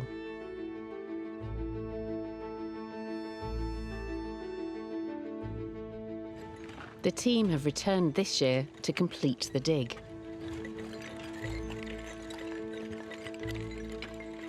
This is the trench we're excavating this summer, and there are burials right the way across it. They're continuing to find an astonishing array of grave goods, catching their discoveries on their dig diary cameras. Well, earlier on, we started excavating this burial and a bit of iron came up and we weren't sure what it was, but now it's been fully exposed and it's really rather exciting. It's an Anglo-Saxon sea axe, which is kind of like a dagger, so it's bigger than a knife but smaller than a sword. I'm just going to lift the sea axe. Iron weapons are often found in male Anglo-Saxon graves, perhaps suggesting warrior status. Round of applause. It's an important find, as there have been so few intact male burials at this site. The females are sort of buried on their sides, often in a crouched position, and have to be dug a bit deeper in. The males are buried a bit shallower, lying on their backs and extended, and you don't need a very deep hole for that. You know, farmers don't know they're there, and they often get just totally wiped out when ploughing takes place. We don't know why men and women were buried at different depths, but it means that many deeper female burials have survived completely intact. Well, we've just started lifting one of the necklaces on one of the females there, and one of the fine beads that's come up is this rock crystal one. It's obviously a naturally occurring mineral, and it's extremely hard, and it's been polished and smoothed into this really super bead that looks like it was made yesterday. And they're not that common a find. But not all the finds are simply decorative. Oh, wow, how's it going here? What have we got? We've kind of got an indication that there might be a girdle hanger around here, but we're not quite sure yet. Girdle hangers were worn at the waist and often shaped like keys. Scholars believe that they represent an important symbol of female identity, possibly relating to a role as head of a household or even a landowner. Women had comparatively high status in Anglo-Saxon society, with legal rights, including the right to own land and the right to leave their husbands. Midway through the season, the team's dig cameras catch a once-in-a-lifetime find in another female grave. It's a silver bracelet. It's got sort of incised design on it, and it's right on the surface of the grave. So, you know, it's a really terrific find. It's a really, really special, rare object. This is the first one like this we found here, and there's probably only about less than half a dozen other ones that have been found nationally, and usually they're associated with individuals thought to be of really quite high status. This season has been even more fruitful than last year. We've done 2 seasons of work now, and I think we've learned pretty much as we're going to. The quantity of rare finds in this ancient Lincolnshire cemetery suggests it was reserved for the most high-ranking people in this Anglo-Saxon community. Here you've been back at Scremby again, and you've had some amazing finds coming out of this cemetery. We have. Some quite characteristic Anglo-Saxon finds, but some unusual ones as well. This astonishing pole, I mean, that is absolutely beautiful. Is this an object which has any parallels elsewhere? Well, this is a super object in its own right. Yeah. And it's yeah. even more exciting in the context it's in. So it's actually Roman. It probably dates to the 2nd century AD. Really? Yep. And it belongs to a group, there's about half a dozen similar vessels to this that are known from Roman Britain. Yeah. So it's a really rare object as a Roman vessel. Yeah. But then it's found buried 400 years after it's made in an Anglo-Saxon grave. It was an antique. Oh, absolutely. So what's it made of? Is it bronze? Yep, it's cast in bronze, and then this decoration is actually chased out with a sharp tool. Right, okay. And then it's infilled with enamelling. If you imagine that new shiny bronze with colours, you've got red, you've got green, you've got blue. It would have been it's a gorgeous object now. It would have been absolutely bright and stunning, wouldn't it? Yes. Yeah. What have we got here then? What's that extraordinary thing? Oh, this is really super. This is a little boar's head mount. You can see the tusks and the teeth there, and it's got these little garnet eyes. So those garnets are looking a bit dull now, but they would have been bright red, wouldn't they? We're not entirely sure what it is, but one possibility is it's possibly a mount of a helmet. Right. There's a bit of an association between the boar imagery and Anglo-Saxon helmets. That is stunning. Now that brings me to this extraordinary bracelet. Absolutely beautiful. Wow. Well, this is one of our star finds. It's not often you kind of find sort of large sort of silver objects in Anglo-Saxon burials. And Can I pick it up? Is it too fragile? No, it's remarkably stable. I mean, it's almost as if it's been made yesterday. Yeah. I mean, it's a very, very rare object. There's probably about a dozen of them known. From cemeteries across the country. Yeah. And most of those come from antiquarian excavations, so it's really nice to have one from a modern excavation. And the ones that are known, are they of a similar style to this? There are two broad styles. One's like this, which are sort of flat strips of silver that are just sort of wrapped around and tend to be heavier and have a sort of higher content of silver. And then you get another type where they're sort of crinkle cut, sort of thinner and sort of fluted. And they seem to have a sort of distinct regional variation.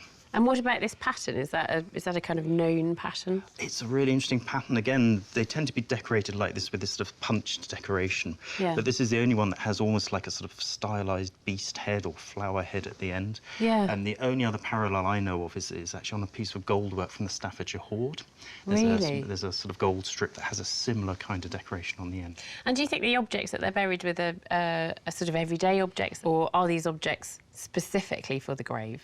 It's difficult to tell that, but I think most of these objects were actually things they were using all the time. So the beads, for instance, are often worn and slightly chipped. Perhaps some of the objects, like the silver bracelet, seem in remarkably good condition, so perhaps they were specifically put in for the burial. What's your understanding of the cemetery now that you've more fully excavated it? Well, what's been really interesting is that although it's been quite damaged by ploughing, we've managed to excavate pretty much 100% of the cemetery. We've got about 50 intact burials. That's probably about half of what there would have been originally. So it's one of these small little cemeteries that seems to come into use in the 6th century and then goes out of use by the middle of that century. What about who they are in terms of their material wealth? Is it unusual, the amount of material wealth that you're seeing in those graves? This is clearly a community that is very well connected and potentially quite wealthy. As well. So they are choosing to bury their dead with a substantial amount of material culture. We tend to see these as small, isolated communities in the early Middle Ages, but actually they were probably part of a much wider network. Well, they liked nice things, didn't they, quite clearly? Yes. Yeah. But at the moment, that is my favourite object of this series of Digging for Britain. It's Fantastic. Amazing.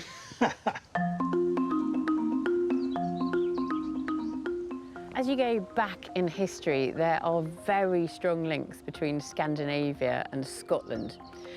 The Vikings start by attacking places in Britain, Lindisfarne, Iona, but very quickly they're coming here not just to plunder and return home, but to stay.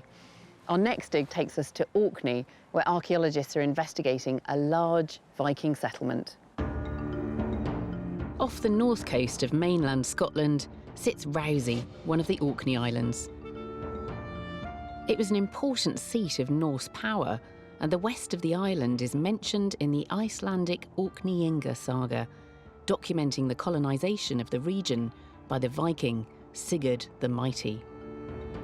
It's home to Scale, an abandoned farmstead with links back to the 17th century. But recently, archaeologists from the University of the Highlands and Islands discovered a long wall running beneath the farm building. The wall is estimated to be over 1,000 years old, which would place it in the Viking era, when the Northern Isles came under Norse rule. This year, the team, led by archaeologist Daniel Lee, has returned to the site along with local volunteers. They want to know if this wall could be more than just an ancient boundary. Scale is Norse for hall, and the team think it's possible that this wall could be part of a Viking longhouse or drinking hall. They use their dig diary to document what they find. We've uncovered more of the wall in Trench 4, and we're extending that trench down to the west. So hopefully we'll be able to find the end of the wall. Daniel suspects they're excavating one of the long sides of the building. He hopes to find another shorter rear wall at its end. And we can find the internal area and try and assess what this building was used for and try and date it more securely. While half the team gets stuck in trying to find the end of the ancient wall, others working in neighbouring trenches are already finding clues that this was a well-established Norse settlement. We've got Trench 22, where we found some Norse artifacts and a kind of mid-knee layer. And we had a pig skull and a pot lid and some pottery. Lots of garnet mica schist, which is typically Norse. Garnet mica schist is a hard rock often used to make millstones, but it's not native to Orkney. The Vikings here most likely imported it from Norway or other parts of Scotland as they spread across the region. But there are also signs that they made ingenious use of the local materials available on this island. This here's a spindle whorl, quite an exciting find that we've just made in Trench 4, and it's made with the ball joint off the top of a femur. So it's been sawn off, and then it's had a hole bored through it. You can see the ball joint there, and then that would have had a stick through it. Spindle whorls are weights, often made from soapstone, antler or bone, giving a simple drop spindle the momentum needed to spin fibres into yarn. Despite success in the other trenches, the Viking hall itself is still proving elusive. The mystery wall seems to have no end. What we got, Jess? More of the wall that was uncovered last year, and we're hoping to find the corner really soon, but it's not looking promising. But at the end of week 1, there's a glimmer of hope. It's day 7 at Scale Farm. We've had a really exciting development in Trench 4. We've got another phase of wall on top of that in the northern side of the trench. To find a new section of wall built on top of the first implies they're digging the foundations of a structure important enough to have been rebuilt or enlarged. So they start widening the trench. And we've been trying to expose some of the internal area of what we think is a large building, maybe hoping it would be the hall at scale. They're now more than halfway through the dig. It's a race against time to find more conclusive evidence. And at last, they have a breakthrough.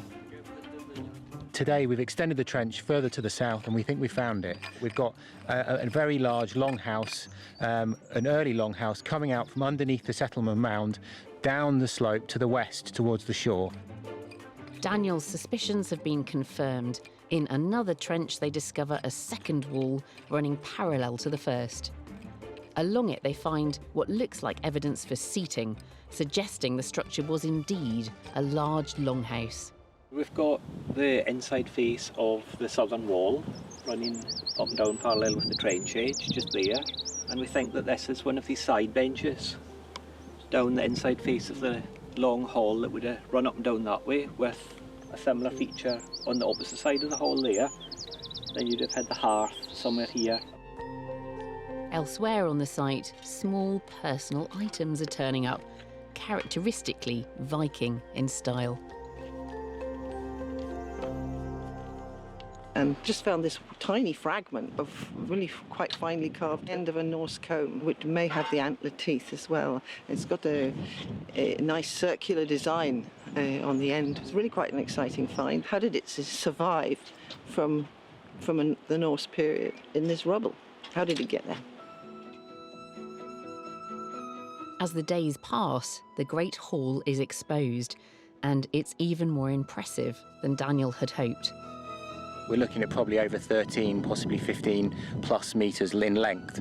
So a really big building, metre-wide walls with internal benches and features starting to come through. So we're really chuffed about that. A longhouse of this size is a remarkable discovery. Perhaps it could even have been the hall of Sigurd, the first Earl of Orkney himself.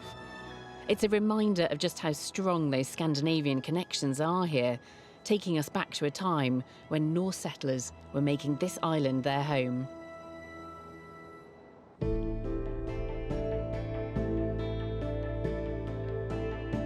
It's all very well invading a country and establishing a military presence there, but then you have to feed your army. Now, it's quite rare to find any evidence of how the Romans managed to support their troops in Britain. But now archaeologists in northwest Yorkshire are hoping to find some answers. At the northernmost point of the Yorkshire Dales National Park lies the majestic Swaledale. In 2009, a local amateur archaeology group uncovered the footprint of a single roundhouse, a typical Iron Age dwelling. But native Britons continued to make roundhouses right into the Roman period. Archaeologist Philip Barstow has been investigating the site and is returning this year with a team from the University of Newcastle to explore further. It might be a continuation of this cobble surface that we're seeing. Philip thinks there could be more dwellings, and he's focusing on an area that they began excavating in 2018. This is Area 1. Last year, when we opened up the vast open area, we came across these flagstones. So our task this year is to cut into this and try to find the northern edge, because up to now we've only got one definite roundhouse.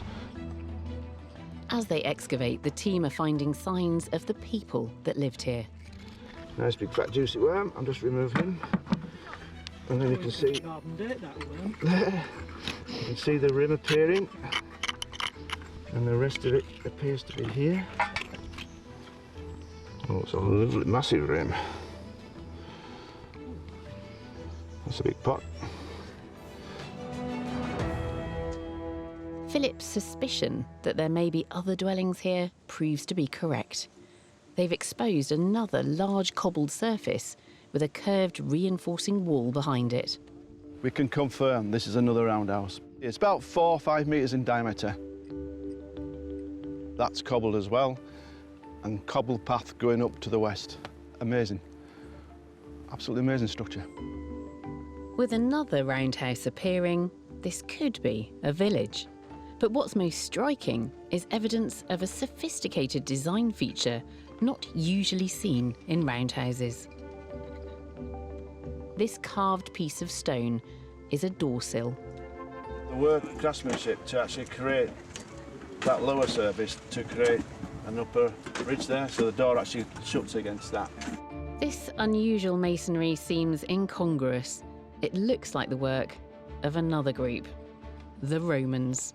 I've seen no other parallels of this sort of construction in a native Britain site, but loads in Roman forts. So somebody is advising them or showing them or actually making these, and they're putting it in with the context of the house.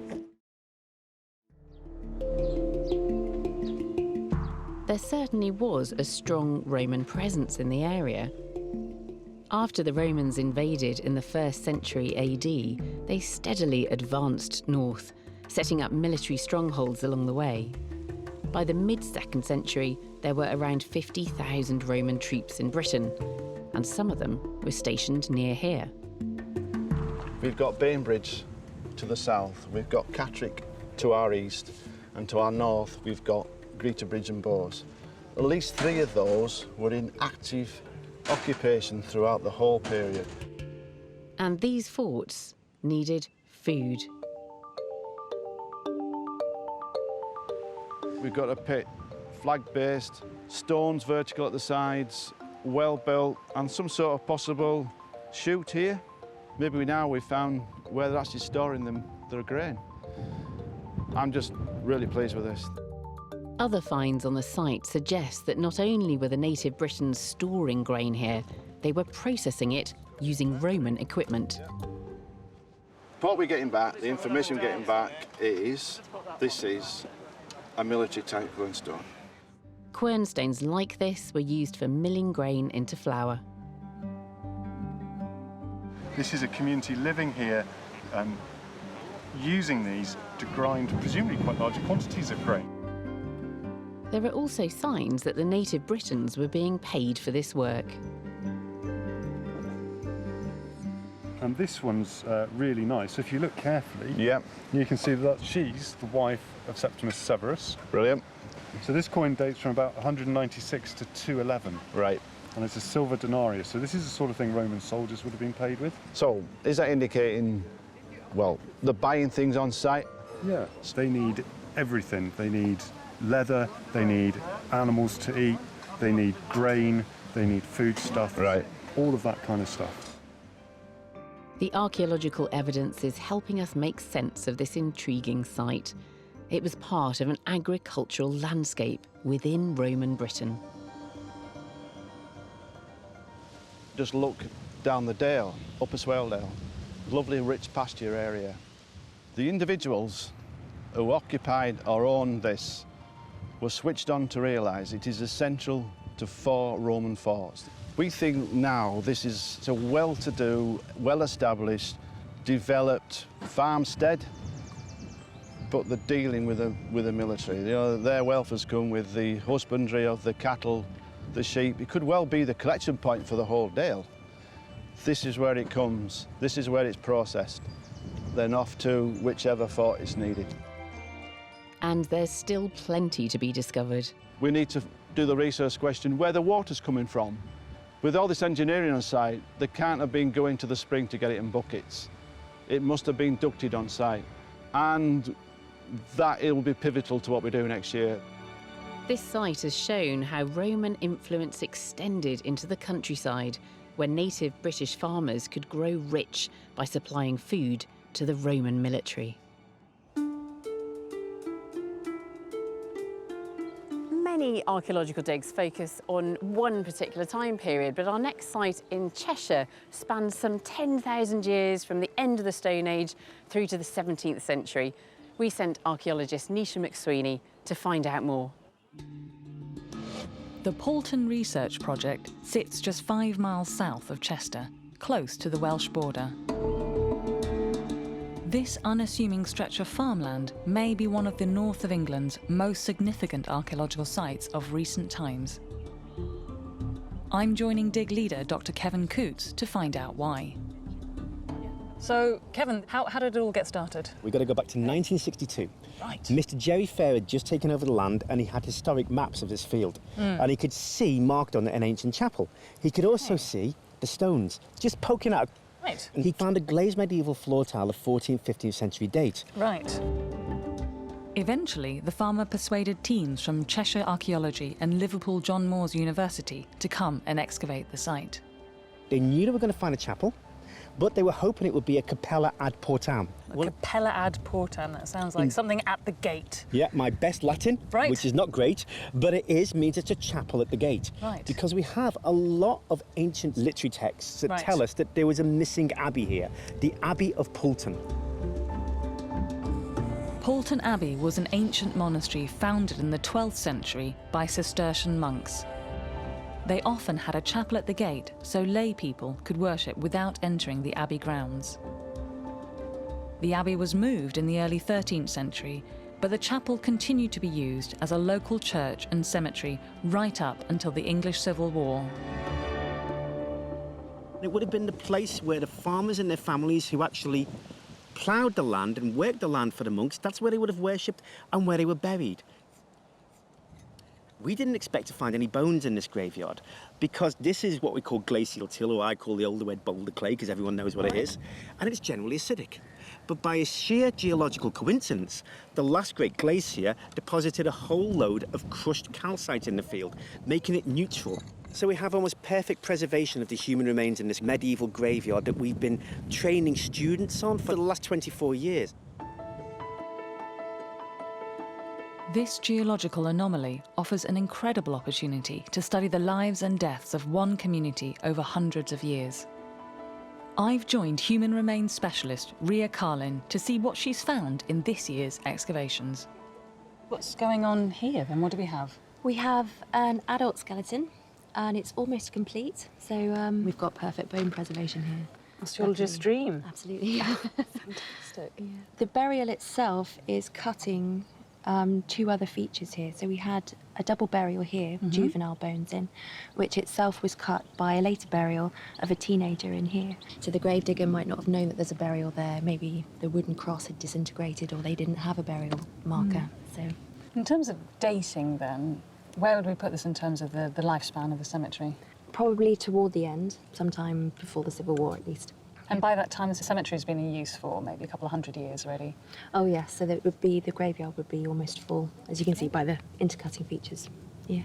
So we just need to take off a little bit of the clay that's still sticking to the bone while it's wet. Just clean it up a bit here. Okay, so that was just one bone. How long does it take to lift the entire skeleton then at that rate? It will take us at least the rest of today, maybe a little bit of tomorrow morning as well. How many have you had on this site to date? What are we, 986 this one? I think so, 990 I think we are up to now, 990. That's a lot of excavation, that's a lot of analysis. It is, isn't it? Absolutely, yeah, it's a big storage room. Finding the perfectly preserved remains of one community over a 400-year period is fascinating in itself. But what is most incredible about Poulton is that as archaeologists continue to dig down, they realise the site had been occupied for far longer than anyone had previously thought. What comes before the medieval period then here? So the medieval grave diggers were actually digging into earlier occupation layers and they were throwing it back in with the medieval burials. So we were getting Roman pottery, we were getting Saxon material, we were even getting material from the first hunter-gatherers to recolonise this area after the retreat to the ice sheets. Kevin believes he knows why countless generations have kept returning to this location. We're standing on a site with 10,000 years of human history. Why here in this one place? Well, that's a really good question. And the answer is right here in front of us. This is the perfect spot for settlement. That is actually the old Pulford Brook.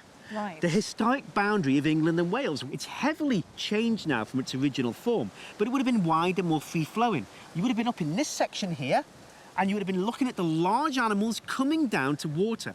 It would have been like shooting fish in a barrel. And it's a floodplain below us. So when the floodwaters recede, it leaves behind very, very nutrient-rich silts, which are really good for agriculture. And then it moves up through time, through to the extensive Iron Age occupation, into the Roman period, Saxon period, then the medieval period.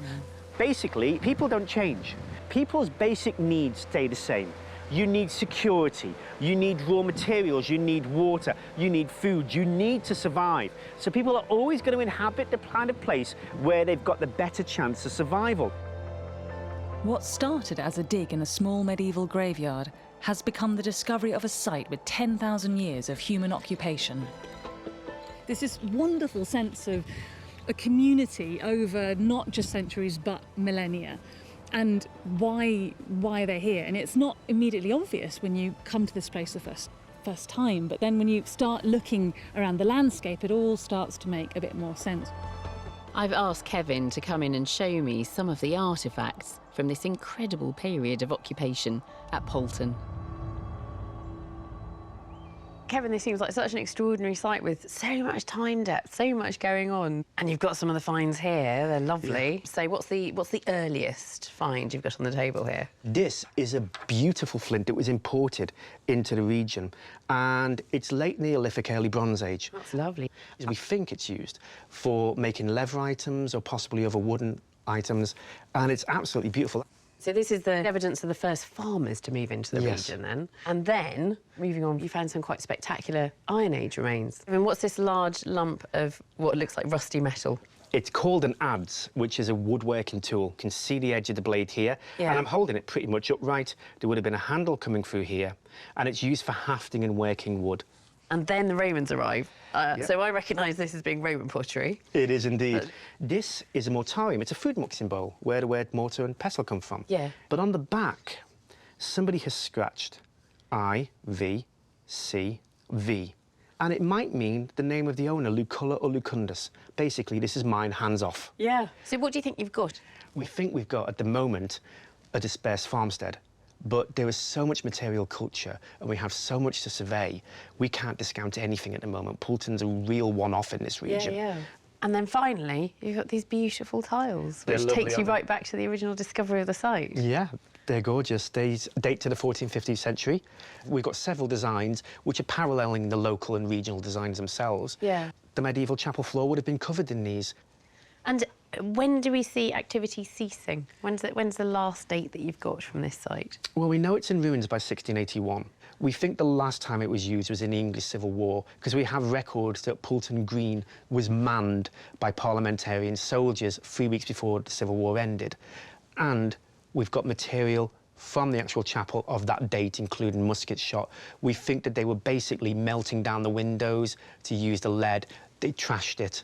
They would have used it as a base. It would have been a great lookout post, a chapel with possibly a tower, but they trashed it. I think this is absolutely fascinating, and we're getting this wonderful picture of, well, hunter-gatherer communities and then farming communities through the centuries, and this part of the landscape which is quite empty now. It is just farmland, but it's been quite densely populated through time, through all those farming generations, and it's great to see this picture of ordinary life. This year, the North has once again proven to be a region rich in archaeological discoveries.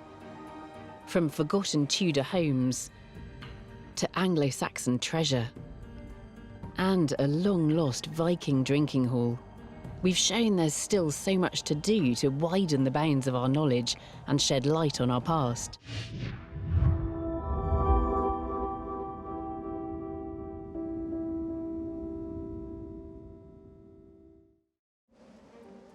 The United Kingdom has an epic history and a wealth of secrets still to uncover.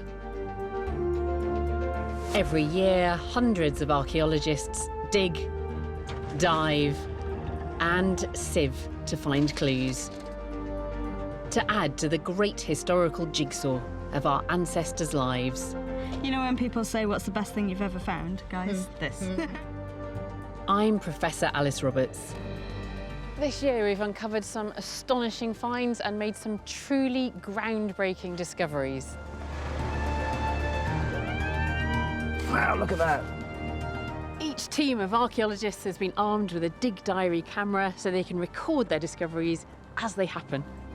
That is brilliant. Dave, I love you. Our roving archaeologist, Dr. Nisha McSweeney, is out on the digs. Who are we looking at? It's royal. And I'll be inviting the teams to bring in their finds for closer analysis. That is absolutely beautiful. This time we're exploring the south of Britain, where archaeologists have been making incredible discoveries both above and below the waves. From a Stone Age settlement found off the Dorset coast, incredible site. You know, nothing else like it in the country. To an Elizabethan theatre in the heart of London. It must have been such a raucous place. It's kind of 16th century EastEnders. And a mysterious Iron Age burial near Dorchester. I've been working in Dorset for over 40 years and I've never come across anything like this. Welcome to Digging for Britain.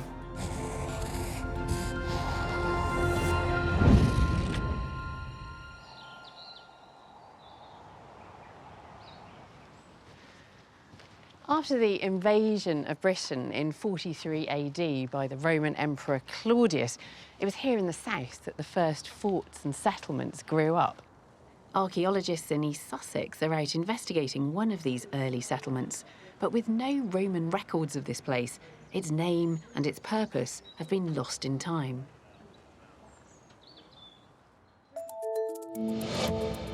The excavation is located around 10 miles northeast of Brighton, in the village of Barkham. The site was first discovered in 2011 by chance.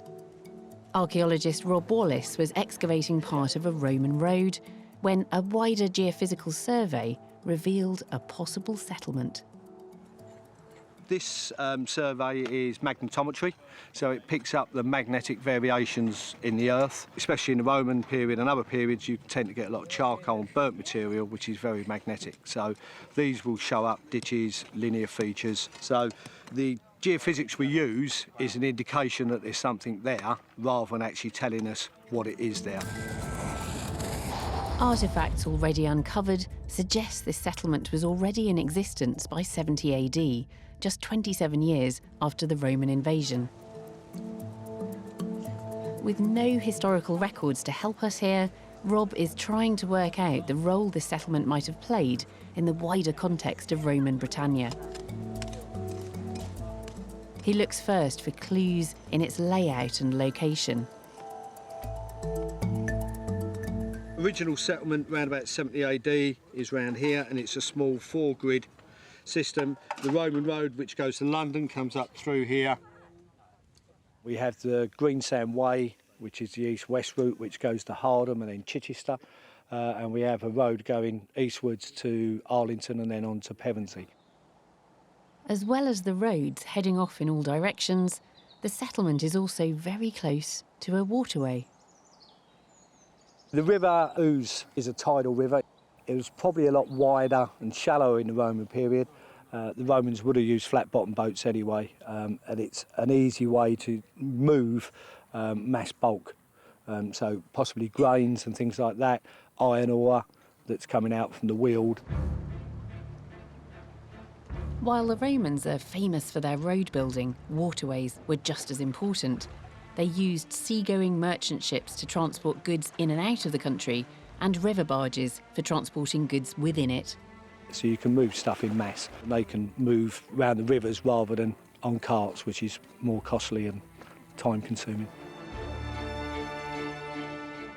So basically we have north, south, east and west covered from this location. This is a key revelation. The site was well connected by roads and river to other Roman settlements in the region.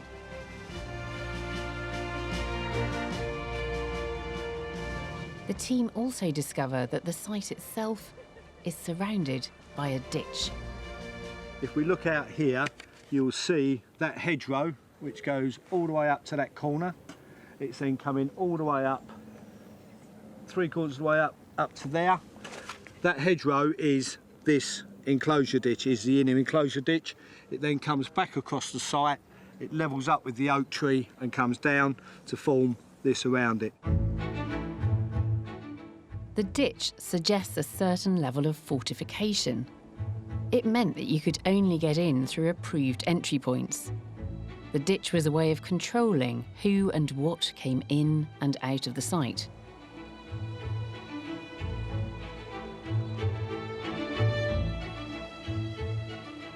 Further clues to the role of this settlement come in the huge variety of artefacts that are being unearthed, including over 300 coins.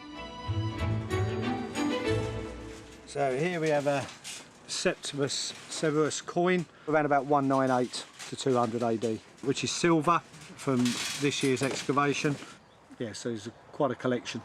They date from early Roman right the way through to 435 AD. Along with the coins, evidence is also building of a site rich in material goods coming from all over Britain. This is a mortoria bowl. This is a whiteware, possibly from Oxford, and they normally have a grit inclusion in the actual base, and these are used for mixing, so they'll have maybe greens and stuff like that with olive oil. There are also goods coming in from further afield. So here you have a lion attacking another animal. You've got different gladiatorial scenes throughout. This is a great example of the classic red Roman pottery known as Samian ware. as it's got the maker's stamp on it. It's been manufactured in Gaul, which is France, modern-day France, in the Roman period. They're even finding pieces of Roman glass. You can see some inclusions in it if you look up to the light. There's some little bubbles, but this would have been the neck and possibly comes out to a square bottle. There's no evidence for glass making from scratch in Roman Britain, so once again this is evidence of luxury goods being imported from across the Roman world. Caught on their dig diary camera, the site is continuing to yield a constant flow of intriguing artefacts. I'm sticking my neck out on this one, but it could be the... There you go. Oh, look at that. Maybe that is that. Like it grew there. Wow. Like it grew there, look. This year, the team are also finding evidence of manufacturing processes taking place within the settlement itself. We've got a part of a kiln here in situ, and that is the base of it, which would have went across and up to where the white chalk is. This kiln could have been used to make tiles and pottery for the town, or potentially for export. The finds are helping to paint a picture of this forgotten Roman settlement. The archaeologists have unearthed artifacts that have arrived here from across the Roman world, as well as large numbers of coins. And then there are those road and river access routes. Rob is considering the possibility that this could have been an important trading hub, and possibly even a centre for Roman administration. The finds indicate that it's an official site. It's under the Roman government's control, so people will be here collecting taxes, or if goods are coming in, looking at what's coming in and what's going out, and see if there's any taxes to pay on that. With each season, they're discovering that this trading settlement is far larger than previously thought. Rob and his team plan to keep coming back for many years to come. You never know what you're going to find from one day to the next. You can be, a small bit of pot, or a coin, or a brooch, or, something more personal. It's, it's an amazing feeling. Leaving the Roman era, we now peer further back into British prehistory. Our next dig sees archaeologists donning scuba gear and plunging into the chilly waters of the Solent to investigate an extremely ancient Stone Age settlement. Just off the coast of the Isle of Wight lies one of the UK's most unusual archaeological sites. Today, a team from the Maritime Archaeology Trust, led by Gary Momber, are planning to survey the site. And they hope to raise what is thought to be an 8,000-year-old timber structure for further analysis. Pretty good. The first dive of the day. Visibility is a few metres. Tires dropping off, running quite fast. But it's just incredible seeing these lovely layers of trim wood lying flat there. 8,000 years old. First time it's been uncovered. Okay, Dave, they're ready. And go.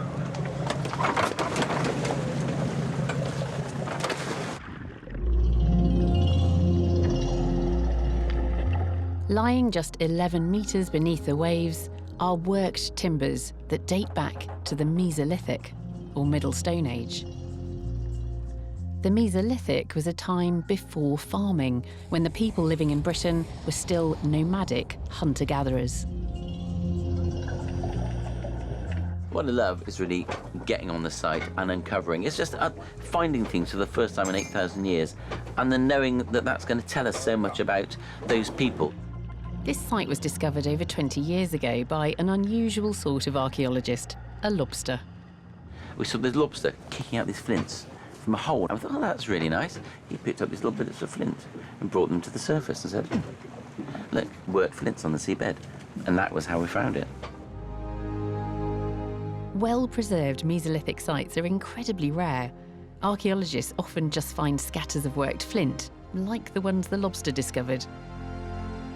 But when these archaeologists excavated around the lobster's burrow, they started to find ancient timbers. There's lots of wood. There's structures being built. There's posts. There are these sort of series of these sort of platforms that are put in place. It seems to be a living spot. But these ancient structures are under threat. For 8,000 years, the wood has been preserved under a blanket of silt and mud.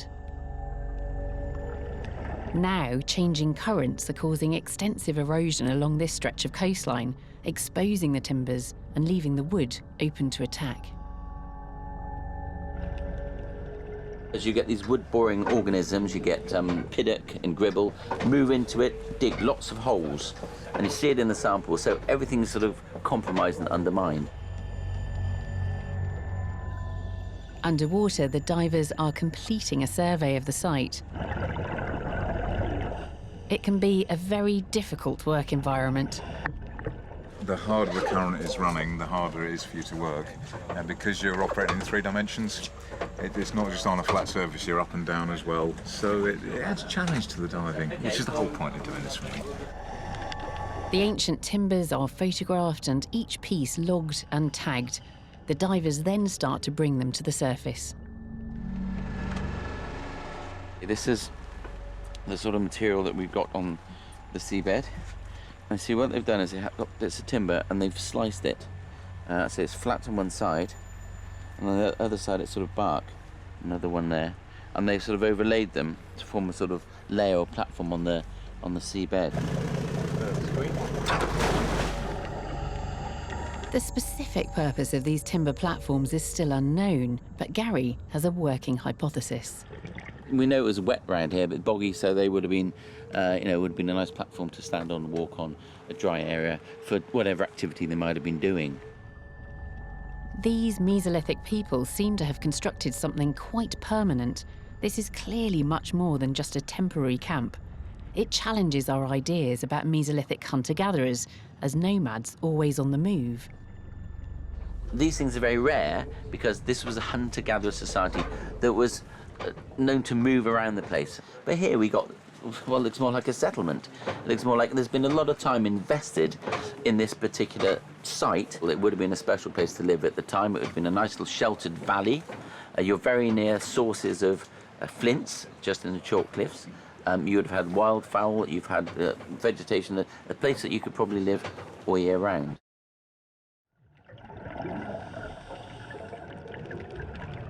Over the course of the day, the divers have been steadily bringing up the whole Mesolithic platform, piece by piece. Coming up from the last dive, Gary brings up the final parts. That was good. That's the last big piece on top. They've all come up in much more pieces, but this was a big plank sitting on top.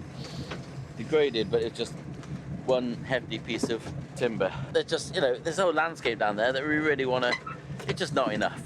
We need more time. Incredible site. Nothing else like it in the country.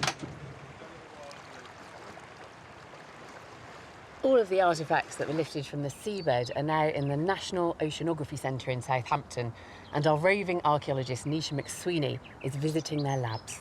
Okay, yeah, so what we're going to do is take you inside. Excavating an underwater prehistoric site has its challenges, but piecing the finds back together is a whole new headache. No. So, Gary, what are we doing today? Well, these boxes contain all the artifacts, all the parts of the platform that we lifted. They've been in cold storage. We're going to get them out now and we're going to reconstruct them for the first time. Oh, it's cold. That water's cold. So we keep them cold and dark and in fresh water to minimise the degradation and to keep them stable for as long as possible. We got to spend time analysing it and recording it. And it's only when we've done that we can extract the information that will tell us about these people, of which we know so little. They're still really delicate. I guess we have to handle them with a lot of care. A lot of it's been eaten away by these marine boring organisms. They drill down into it. See the grain of a worm that's gone through. It's trapped through here. The platform is quite a complex structure, made up of several layers of what once was interlocking wood. We don't have any other blueprints of Mesolithic platforms. This is the first one. The structure is one thing, but there's also how are they doing it, and how are they converting trees into different sorts of planks, and what tools are they using. So all those sort of questions will come out of this. Each piece was given a unique number underwater, which we should now be able to match up against the team's photographs. It's quite a challenge to rebuild. So this is piece 51. Which is this one here? That so one. you now have to turn it around the other way. Right. This one looks like it's 022. Or 25. Possibly. 20 smudge. Oh, that's a big bit. Another one. There's a big bit. It's a puzzle, and I'm puzzled because it's not just there, it's different layers, bits go underneath, over each other, they kind of interweave, it's the whole kind of interlocking, interlacing, puzzle-tastic platform. In trying to put the platform back together, it's apparent to me that this was a well-thought-out and complicated piece of engineering, with multiple layers all carefully cut and fitted together. This is a pre-settlement phase, and yet you wouldn't expect it from Mesolithic people, from hunter-gatherers. It's just incredible to see it. No, you thought they just ran around, broke twigs off and built lean-tos and killed the odd animal, but here they were building these complicated structures. Proper carpentry. Yeah, and very complicated, as we're finding out. Despite what seemed to be an insurmountable challenge, we managed to piece back together the 8,000-year-old Mesolithic wooden platform. That's it there. Beautiful. Ta-da. There it is. Is this the first time it's all been together, reassembled since it came out of the sea? Yeah, this is it. This is the most complete section we have. And it's, well, to me, it's really impressive. It may look like just loads of bits of wood, but really, I mean, this was made by someone 8,000 years ago, laid out for a purpose we don't know because we know very little about these people. This is just one part of a massive set of platforms still lying underwater. We can then start looking at some of the detail on some of the timbers and how they relate to each other. We can try and use that to help sort of interpret the building method.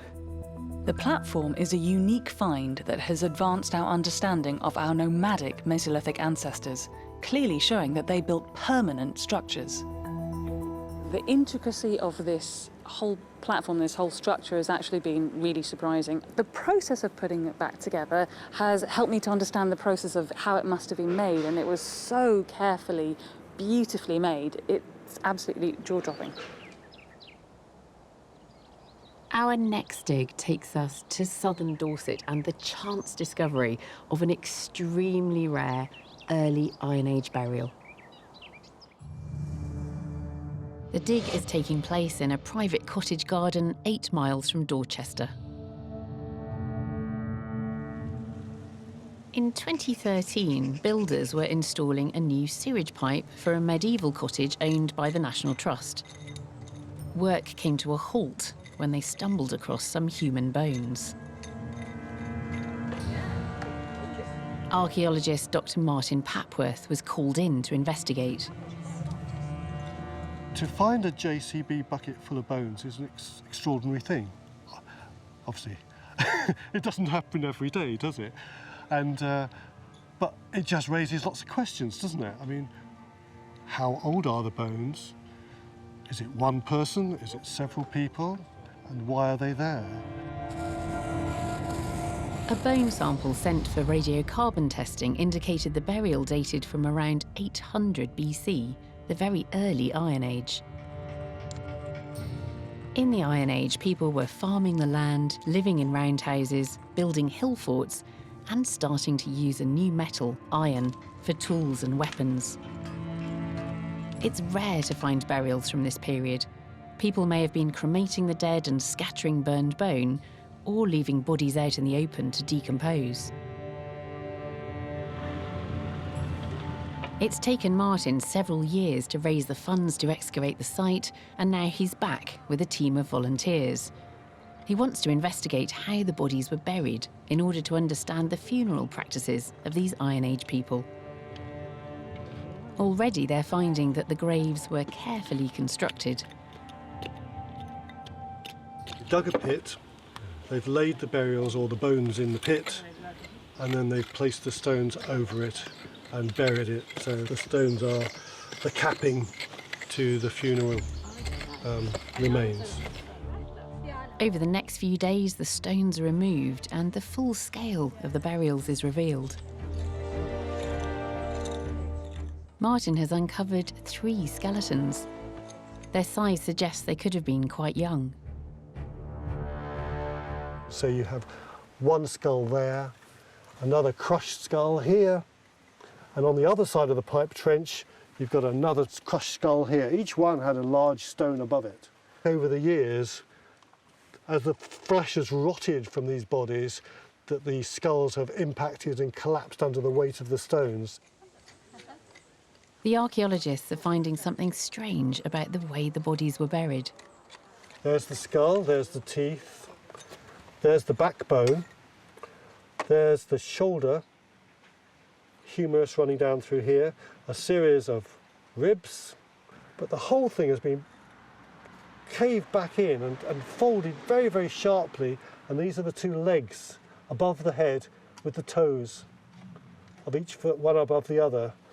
So to get it in that sort of position, you'd have to tie the body up before you put it in the hole, because it's very hard to squeeze someone in that kind of tight angle. It appears the bodies may have been buried in a tightly crouched position.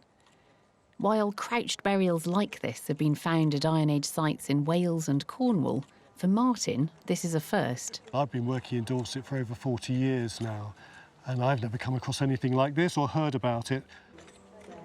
We know that there are rituals where young people are put into the ground as part of a religion. But these people could have been dead some time before they were put in the ground, so that they could be trussed up in these positions. And it could have been a caring thing to do. It may be loving families, placing people in graves in a way they always do. Or it may be something more sinister, maybe something more brutal. All we can do is speculate. With no grave goods accompanying the burials, the archaeologists are left with many unanswered questions. But they're also left feeling a deep connection with these ancestors. You get a sense of these are people, and when you spend a day cleaning bones, you do feel rather sort of closer, and you wonder about them and how they interacted with this beautiful place that they lived here too, though 2,800 years ago. With the dig drawing to a close, Martin and the team decide to leave the skeletons in their graves, just taking small bone samples for DNA analysis. We never came here to take the bodies away from their resting place. We just came to take small samples to enable us, the scientists, to talk about the origins of these people. So they will remain here in the ground where we found them. The local people who live in the village have taken this place to heart, and they will look after them in the future. I'm intrigued to find out more about these curious graves. We don't have many burials from the early Iron Age. Well, that's the problem, isn't it? It's a very blank sort of period. But this will be fascinating, because if there's good preservation of DNA, then you could sample the whole genome. I'm noticing the arm bone there, and the top of that humerus looks as though it's separate. Is that real? It is, that's right, yes. So that's a separate epiphysis, Yes. which means that bone is still growing. Yes. So this is a juvenile. This is not an adult. No. Yeah. And they're all young. Are They're they? all teenagers. Yeah. Yes. We'd like to know why these 3 are together. So, are they related in any way? Are they brother and sister? You know, with DNA, we should be able to at least start to answer these questions. It hasn't been possible to answer them before. Were there any signs of cause of death at all? No, that wasn't seen. So it's quite a strange burial. They bound them when they buried them and trussed up as tightly as possible, legs and arms like this, perhaps wrapping them in something and then binding it tight and bringing the legs back up like that. Looking at burial practices like this, it seems very odd to us today. But then, of course, this might be just perfectly normal burial practice, a respectful way to treat the dead. It's a sort of window into a piece of the past we just don't understand, isn't Yeah, it? Which makes it fascinating. Mudlarking is a practice which has been popular in London since at least the 18th century. People scoured the banks of the Thames looking for valuable trinkets or cargo that had fallen off passing ships. But archaeologists sometimes indulge in a spot of mudlarking as well, and our next excavation focuses on a huge artefact, 24 metres long, a submarine chaser from the First World War. The dig takes place on the banks of the River Thames in Isleworth on the outskirts of West London. A team from the Thames Discovery Programme are investigating a sorry-looking watercraft left to rot in thick mud behind a boatyard. But this wreck has a story to tell. It's the last known example of a First World War watercraft known as a motor launch. As far as we know, there are no plans in existence for these things. So the only way we can find out how these things are actually built is by digging holes in the mud and trying to record it. During the First World War, motor launches were part of the Royal Navy's answer to the looming threat of German submarine ambush. On the 7th of May 1915, the Lusitania was torpedoed with nearly 2,000 passengers on board. The ocean liner was ripped in two and sank in just 18 seconds. Over 1,000 people died in the attack. The Navy swiftly placed an order of motor launches with the Electric Launch Company based in America. These fast little boats were armed with depth charges, machine guns and a cannon, and would be sent out to patrol alongside British shipping. They managed to knock out 550 of these in 488 days, and because the US was neutral at the time, they had to be part assembled in New York, put on railway wagons, taken up to Canada for full assembly, and were then shipped across the Atlantic to serve in the North Sea, the Mediterranean, and all around the European coast. This specific craft was called ML-286. Post-war, she was retired from the military and converted into a houseboat. At some point, she was brought here to the boatyard to be patched up, but sadly the repairs proved too expensive, so she was abandoned and has been here ever since. We've been here for 7 days, slowly trying to excavate out the middle of her and try and learn some of the constructional details of the vessel. Each day, the team don't have much time on site. They must gather as much information as possible about this important little vessel before the tide turns. They take measurements and photographs and make drawings to create a detailed plan. But knee-deep in thick mud, this is a far harder task than the average dig. But I think probably the most challenging aspect of it is it's by far the muddiest site we have, which can be fun. Everything gets covered in mud, but you've just got to embrace the mud. There's no point trying to not get dirty on this side. All week I kept my feet pretty much dry. I've just filled my whole boot with water. Oh no. When the order for the motor launches was placed, it was a challenge to deliver the fleet in such a short space of time.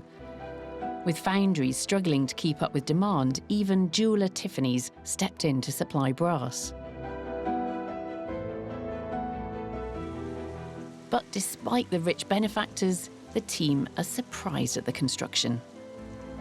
These upper ribs, these are actually made of sort of really cheap plywood. They're actually held together by bits of ply, which no one knew. We knew they were cheap, we didn't know quite how cheap, but we're finding that out now. After her duties in World War I, this plucky vessel also served in the Second World War, rescuing British soldiers as one of the little ships of Dunkirk. She was then retired and repurposed to be used as a houseboat on the Thames. Just trying to piece together or tease out the different bits from the original to what was done when she was turned into a houseboat. People have the time to take and the money to spend, and so you start getting some of the original very cheap fittings, softwood fittings, replaced by this, which is hardwood. Elsewhere in the hull, the team are uncovering further features. See, our porthole opens! That's so exciting. The capstan would have been on the bow of the ship for letting go the anchor and then winding it up again. With the dig completely dictated by the tides, Elliot must run a tight ship and keep a close eye on the river. It comes in very quickly. When you're downstream, you've got plenty of warning. Here upstream, you've got no indication. It's running out, and suddenly it's going the other way, and it's coming in quickly. So we've got to get out of the mud and across the river, or else we're camping here tonight.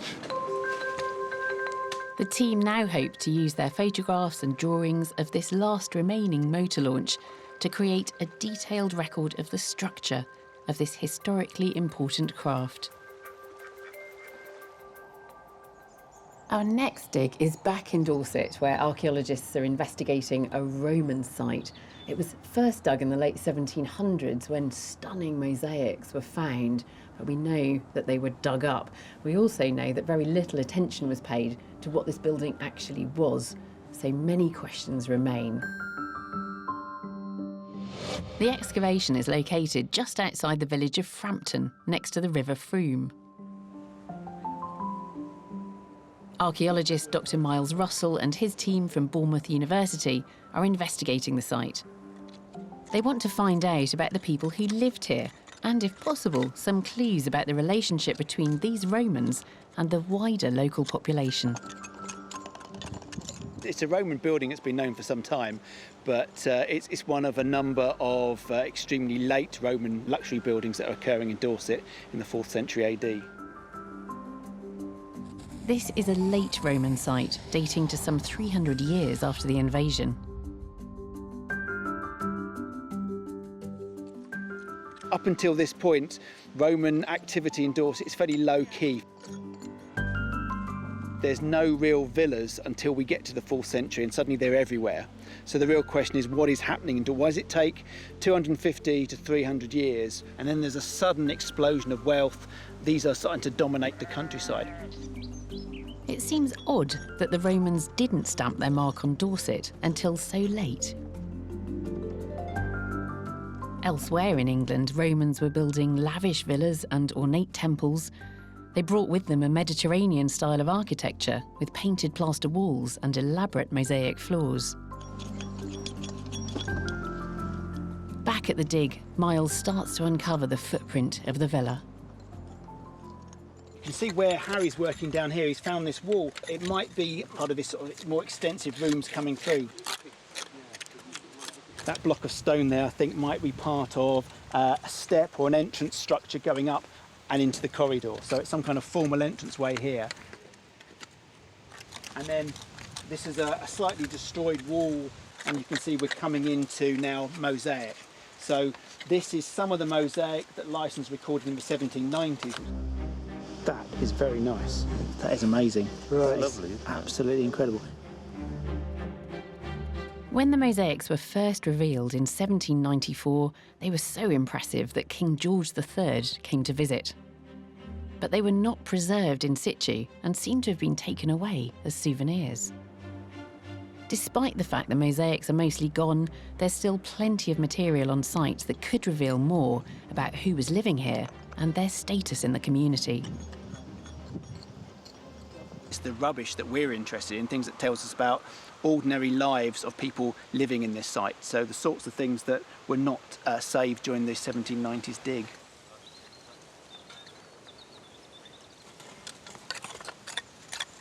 This was a large rectangular hollow tile that's built into the walls that conveys heating from under the floor and up through the walls themselves. So this is basically cavity wall heating. So to find these tiles means that we've got a heated room. It's pushing us towards the interpretation that this is the main entertainment space. So it's more information that just wasn't recorded in the 1790s.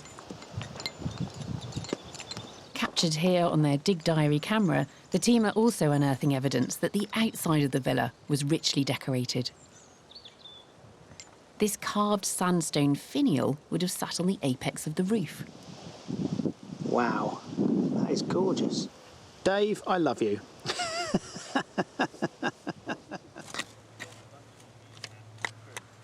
Everything that we're finding, from the box through tiles, which suggests underfloor heating, from the wall plaster, and now also from the pottery and animal bone, it all fits a domestic context.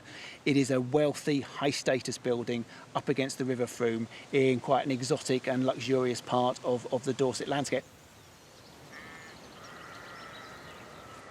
In amongst the rubble, Miles is also finding intriguing evidence of the people that lived here. One astonishing item even gives us a glimpse of their religious beliefs. This is a coin of the Roman Emperor Magnentius in about 350 AD. We've got his face on one side, and he was very keen to advertise that he was a Christian emperor.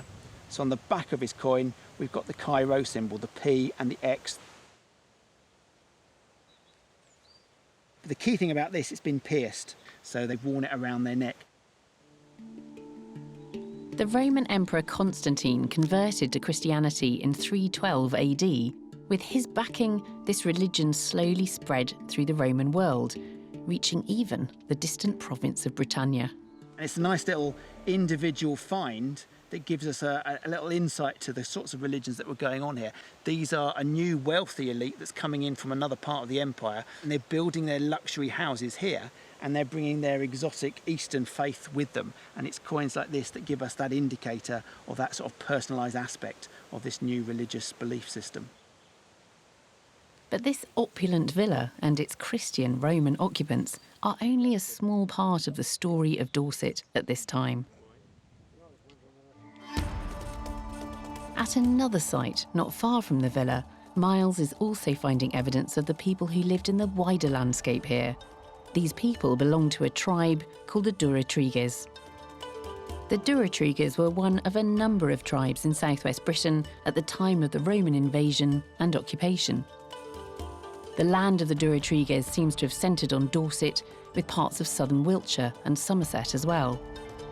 But very little is known about their relationship with the Roman Empire. The artefacts Miles has unearthed give us a glimpse into the lives of these people.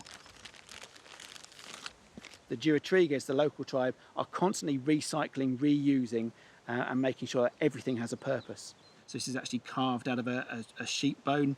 You can see it's a comb. Other things that we get from native sites around here, we get lots of spindle whorls. So these are sort of the weights at the end of a spindle during weaving process. We get no real idea of the range of materials they were wearing. The only real dress indicators that we get are often like this little bronze pins or brooches. This is much like a modern day safety pin. It seems that the Durotriges lived peacefully alongside the Roman settlers, but these artefacts appear to show the Durotriges maintained a strong sense of their own identity. This is probably a wine vessel or possibly an alcohol, sort of a beer or mead cup. It's completely unlike anything that the Roman world is producing. People are using ceramic styles that aren't linked to the Roman Empire. They're using things that are more native design, and they're not high on status symbols. So despite some Romans building lavish villas in Dorset, Roman culture didn't seem to seep out into the wider countryside. As far as we can see, the locals here, the Durotriges tribe, didn't embrace Roman culture at all. They don't seem to be impressed by or want to be part of that Roman system. They don't seem to want to be Roman. I've asked Miles to bring in some of those fascinating finds for closer analysis. So you've got this pattern where you've got very different material culture in the villa compared with sites in the surrounding countryside. What does this tell us about the people of Dorset and how they engaged with being part of the Roman Empire? I don't think really sort of engaging with it at all. Whereas in the east we can see Roman villas, we can see Roman culture, right the way down to native settlements. We've got high status Roman pottery and so on. There's none of that filtering down to the natives here in Dorset. It's fascinating because it shows us how dangerous it is to look at a scenario in one part of our country and then extrapolate that across the whole nation. They are existing within the Roman world, but for whatever reason they're not choosing to be Roman. So what are these objects? So we've got a range which are all native. We've got sort of combs, we've got spindle whorls. There's a whole range of craft activities. So are these brooches not Roman then? No, they're not. Is that more of a kind of native British It is, design? yes. I mean, we see these really from about 80 BC onwards. We see them going right the way through the Roman period, but it's not something that is Roman at all. It's not influenced by the Roman world whatsoever. That's fascinating. So you're seeing a completely different culture. Yes, I mean, British Iron Age the Roman version. fibulae are far more decorated, far more sort of squared and really sort of quite chunky status items. These are quite small in comparison. And then this little bowl, I mean, this is beautiful, but this is very much a British form. Yes, so that's black burnish ware. It's very highly polished. It's made in southern Dorset right the way up until the 4th century AD. And again, you've got that sort of diamond X-shaped design around the outside. And it's got this inbuilt strainer on it. It's brilliant, isn't it? Yeah, Yes. I really like it. It's beautifully made. And then look at that crazy swells. design on the base. These are all individual, unique items, so they've got their own personality to them. These people clearly thought of themselves as being the people of Dorset. Exactly, and there's no real desire to be Roman. They're paying their tax, they're living within that system, but they're not choosing to become Roman in any shape or form. They're not adopting that identity. No. So even when you've got villas appearing in the countryside, in Dorset, they seem to be capsules of Roman culture. It's not seeping out. No, it's a little sort of cultural bubble. I think the wealthy are living in their house with their own estate, but their culture's not seeping out to the wider world, and neither is the native stuff coming in. So they are very much sort of excluded between these two separate worlds. There's a sort of almost like a cultural apartheid going on there between these two different cultures.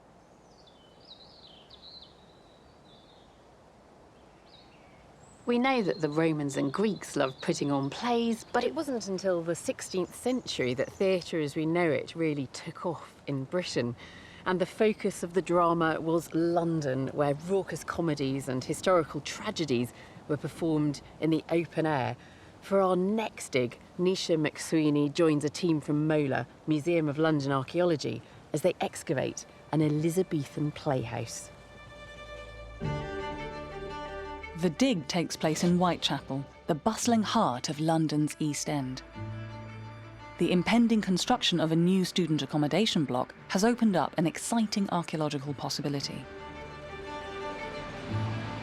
Records suggest that this was the location of a long-lost open-air theatre, built in the back garden of a popular Elizabethan inn known as the Boar's Head. Mola were commissioned to investigate. We're here to see the remains of the Boar's Head Playhouse. We don't know much about it. It's not a Shakespearean playhouse, but we think it was a thriving theatre. Records reveal that the Boar's Head Playhouse dates from the 16th and 17th century to the time of Queen Elizabeth I. Senior archaeologist Heather Knight is showing me around the site. Where we're standing now is at the back of what would have been the Boar's Head Playhouse. The stage was under where our machine is now. The tiring house would have been just slightly outside of the site. What's the tiring house? The tiring house is like the changing rooms where the actors put on their attire. And where was the inn, the old inn? The inn where itself would that would have actually fronted the road, which is Whitechapel High Street. So right down the far side of the site would have been the inn. Playhouses were at their peak during the 1600s and were sometimes attached to pubs. The theatre at the Boar's Head was one of the earliest known in London. There are records of performances taking place in the pub's backyard, but it wasn't until 1598 that a purpose-built stage was constructed. Digging down some 3 metres below modern street level, the team finally arrived at the site of the pub.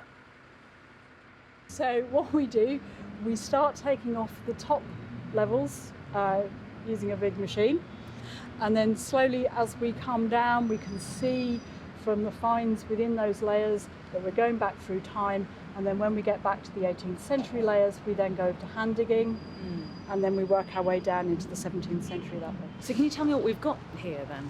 And we're actually standing within the foundations for a building that was part of the Boar's Head Playhouse. So you can stand here looking at actors performing on the stage in front of you. This rectangular playhouse makes this site distinct from other Elizabethan theatres, which were more commonly built as rounded, enclosed structures. For example, Shakespeare's Globe, which was built 2 years after the Boar's Head Playhouse. I think the spotlight has been more on Bankside because of the associations with Shakespeare. And I think that's part of the reason the Boar's Head might have slipped off people's radar slightly. It's been overlooked a little bit. So, yeah, this is its chance to shine. For a small fee of 1 or 2 pennies, audiences could enjoy a whole afternoon of entertainment. The combination of performance and beer made for a high-spirited crowd. Looking at some of the plays that were performed here when it was a proper playhouse, they're kind of city plays. They would have really appealed to a city audience. They're kind of scandalous and lampooning public figures. You know, they do push the boundaries a little bit, yeah. But as the more puritanical mid-17th century approached, there was little tolerance of drunken crowds enjoying raucous satire. At the start of the Civil War in 1642, most of London's playhouses shut down. With closure on the horizon, the Boar's Head landowner saw a development opportunity. The site was split into small plots and sold off. The team have found evidence of what happened next. Where we're standing now is after the Boar's Head has gone out of use. And this end of the site, we're finding a lot of clay pipe making. Okay. And also a lot of pipe clay. This is actual pipe clay? This is actual pipe clay, and it's still really squishy. So they're using this to make, what kind of pipes? What? Very tiny. It is tiny, and by the shape of the bowl, we know this is 17th century. What other things were they making around in this industrial area, apart from lots and lots of pipe? We're also finding evidence for horn working. So you take the useful part of an animal horn, which is that outside coating, it's a bit like your fingernails, and you can kind of peel it and stretch it, and you can make lantern panes because it's translucent. You can also make things like, you know, drinking cups and spoons, and the covers for horn books. So Middlesex Street in the 17th century really does seem to be the epicentre of horn working in London. After the end of this kind of theatrical period and the site, it then becomes a kind of commercial centre. It is really industrial, and it's kind of the industries you wouldn't maybe want to live next door to.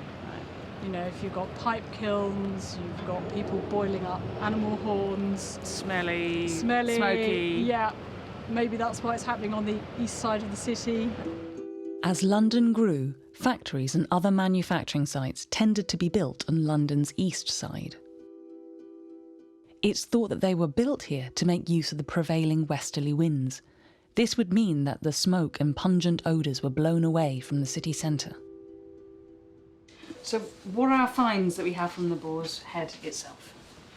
Well, amongst our sort of selection of finds on the table, the things that are really kind of obviously Boar's Head are beer mugs. These beautifully black glaze 17th century ceramics.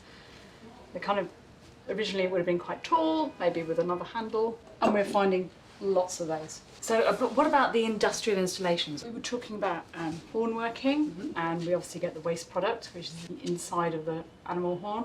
These just get thrown away because they have no use for those. The big thing we have going on is clay tobacco pipe making. We have wasters, the ones that have failed the process, and so they've not been smoked really clean on the inside. But on the table here we've got part of that actual kiln fabric. So you can see it's really vitrified from the heat of the kiln, and you can actually see how they've used clay pipes within the fabric of the kiln. It's almost like clay wattle and daub, really. It kind of gives the clay some rigidity in the structure. To celebrate the site's connection with the city's theatrical heritage, the exposed Elizabethan playhouse will be preserved in situ and incorporated as part of the new development. We first arrived this morning, I thought it was a hole in the ground. Had no idea what we were going to find at the bottom of it. This kind of politically charged, irreverent kind of theatre scene where people are out there with their beer mugs. I think that's really exciting to get a feel of it here.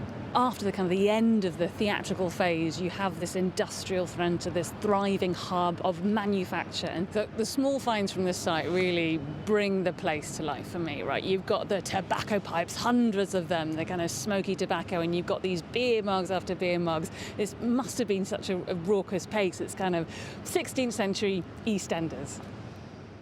For our final dig, we're revisiting an excavation first filmed by Digging for Britain in 2017. Back then, MOD archaeologists were called in to investigate a small island in Portsmouth Harbour where human bones were eroding out of a cliff. The team discovered 4 sets of human remains, including a skull that had been sawn open. Got a craniotomy here, so if you can see this cut through the skull. This year, MOD archaeologist Richard Osgood is back because storms have eroded the cliff face, causing more bones to emerge. We've got at the moment, I think, 3 or 4 areas of interest that got human remains, and we've got only about 3 or 4 days to get them out. The dig takes place on Barrow Island, which lies just opposite Portsmouth Historic Dockyard. Richard's filming his dig diary with members of Operation Nightingale. This is a military initiative using archaeology to help the recovery of service personnel injured in conflict. So here we've got a tibia and a fibula just coming in, going into the side of the cliff there. That's one lower leg, is it? Yes. Is there that's just right. one that you can see at the moment? We think we've got the second one just coming through here. The burials are believed to date from the early 1800s, the late Georgian era. At this time, floating jails called prison hulks were moored in the nearby harbour. These were home to convicts and prisoners of war. The author Charles Dickens grew up in Portsmouth and he knew about these prison ships. It's believed the inmates could have inspired the character of Abel Magwitch, the escaped convict in Great Expectations. Back at the dig, artefacts are emerging that help confirm the date of the graves. One of the burials, which had just a few bones within it, also produced this really lovely pipe bowl. This is really a date of about early 19th century. It's a good fix for what we're doing on the site. But as the dig continues, the team make an unsettling discovery. They're finding more graves extending right up the cliff face, far higher than originally recorded. We're cleaning up the cliff, and perhaps that was an error because when we've cleaned up the face, there are even more coffins that are being exposed. This is a new revelation. The burials are stacked one on top of another. The large number of graves suggests that the island was being used as a burial site over many years, longer than previously thought. So you've got a nice clear coffin that's cutting through this area of the site, but you've got bones either side of it. And what that shows is they've come across an earlier burial and dug it out to put the new coffin in. So this set of human remains is an earlier burial, at least 2 phases of burial here, and it just shows the sheer level of activity of burial on the island.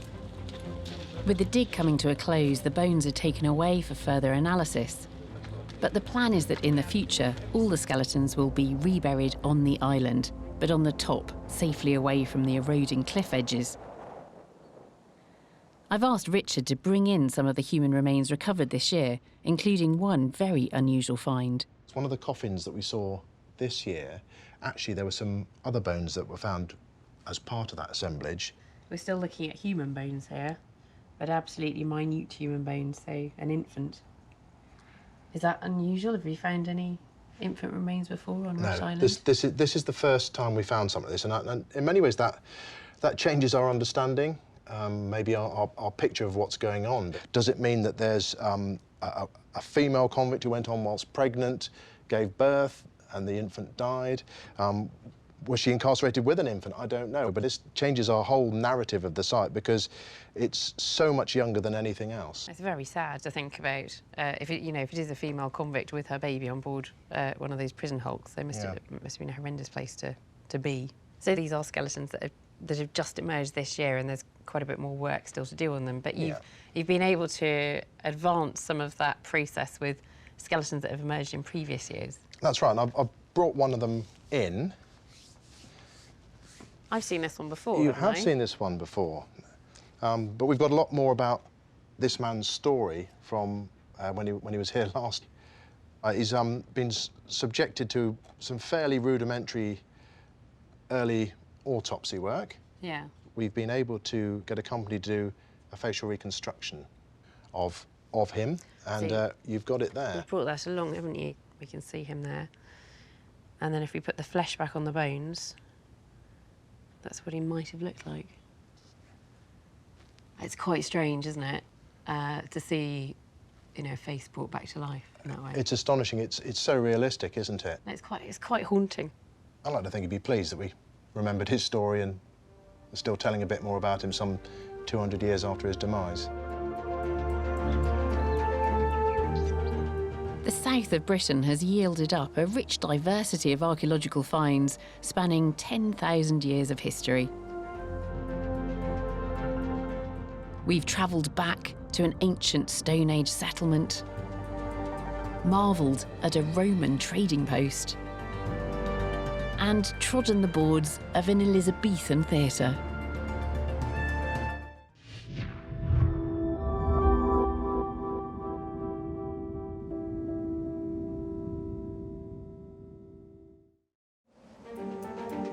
The United Kingdom has an epic history and a wealth of secrets still to uncover. Every year, hundreds of archaeologists dig, dive, and sieve to find clues, to add to the great historical jigsaw of our ancestors' lives. You know when people say, what's the best thing you've ever found, guys? This. I'm Professor Alice Roberts. This year we've uncovered some astonishing finds and made some truly groundbreaking discoveries. Wow, look at that. Each team of archaeologists has been armed with a dig diary camera so they can record their discoveries as they happen. That is brilliant. Dave, I love you. Our roving archaeologist, Dr. Nisha McSweeney, is out on the digs. Who are we looking at? It's royal. And I'll be inviting the teams to bring in their finds for closer analysis. That is absolutely beautiful. In this special edition of Digging for Britain, we're exploring the archaeology of World War II. We're joining digs from across the country to give us an insight into the lives of those who lived and fought during the war, from the physical evidence they left behind. We'll witness the raising of a World War II bomber from the depths of the English Channel, the unearthing of one of Hitler's feared V-2 rockets, and an excavation of a hostel where young Holocaust survivors were brought after the war. Welcome to Digging for Britain.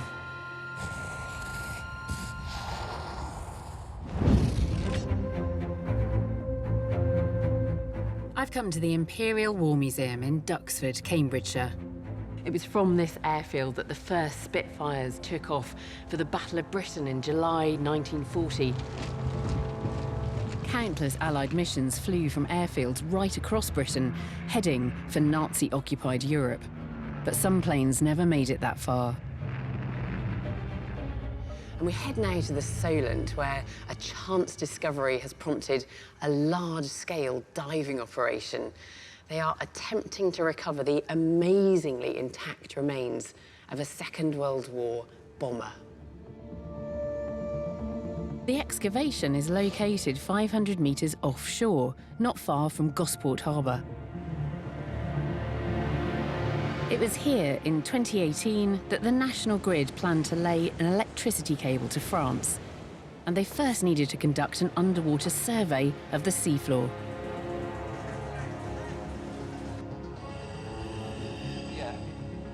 Right, that looks like something. It's really hard to Hard to tell. It's been down there a long time, whatever it is. Looks like a section of an engine by the looks of things. Got cables there, have you? That looked like the framework of a wing or something. They'd stumbled upon a once-in-a-lifetime discovery. A World War II bomber known as a fairy barracuda that appeared to be completely intact. The Barracuda was designed by British company Fairey Aviation. It was built as a torpedo dive bomber, the first of its kind made entirely from metal. It could carry a variety of deadly payloads, from 6 250-pound bombs to a 450-pound depth charge or a huge 1,600-pound torpedo. The Barracuda made its maiden flight in December 1940 and was operated by the Royal Navy's Fleet Air Arm. At the discovery site under the Solent, a team from Wessex Archaeology have been brought in to try to raise this extraordinary plane from the seafloor. The aircraft is buried in a buttery type mud, which is not easy when it comes to excavation. Above the seabed, very little remains, but as we are excavating down, more and more is becoming open to us. More than 2,600 Barracudas were built, but not a single complete plane survives today. Dave Morris from the Fleet Air Arm Museum in Somerset is heading up an ambitious project to reconstruct an entire Barracuda using salvaged parts. We have crash site remains from a number of Barracudas which have been recovered over more than 40 years of collecting now, but they've all been subject to very fast collisions to high ground mountainsides. This is the first time that we've come across a Barracuda which is largely still intact and in most of its original shape. It will be a dream come true for Dave's rebuild project if the plane can be raised in one piece. It's pretty amazing. You descend down the shot line and you see the remains of the Rolls-Royce Merlin engine that is quite prominent on the seabed. As you go further back, there are the remains of the fuselage, the cockpit and the wings that are still in place. Records note that a Barracuda took off on the 6th of January 1944 from HMS Daedalus, which is now the nearby Lyon Solent airfield. It suffered engine failure and pitched into the sea. The pilot managed to bail out and survived the crash. We know that it was a fairly smooth belly landing rather than a violent crash. We know the pilot escaped okay. So there's a lot of information we're putting together from records and also matching that against the evidence that we're finding on the seabed now. Before the plane can be raised, a powerful underwater siphon pump is used to suck the mud out from around the fuselage and wings. But working out how to raise the plane intact is proving to be a significant challenge. The divers realise the frame is much more fragile than they previously thought. The mud is tightly packed into the individual component parts, making the plane very heavy and likely to break up on lifting. We're going to have to dismantle the aircraft underwater because unfortunately it's too fragile to bring up in one piece. Despite the setback, the divers have managed to isolate a large part of one of the wings and are carefully preparing it for lifting.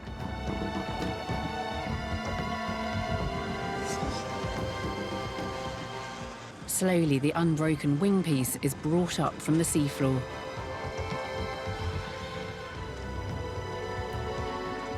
Once out of the water, the team need to work quickly. It starts to decay as soon as it comes out. It's been in the sea for 75 years or so. When you're trying to conserve archaeological material, you want to try and keep it in the same conditions to how it's been. What we're going to do is wrap it up and then keep it at least wet, damp, to try and stop the corrosion continuing.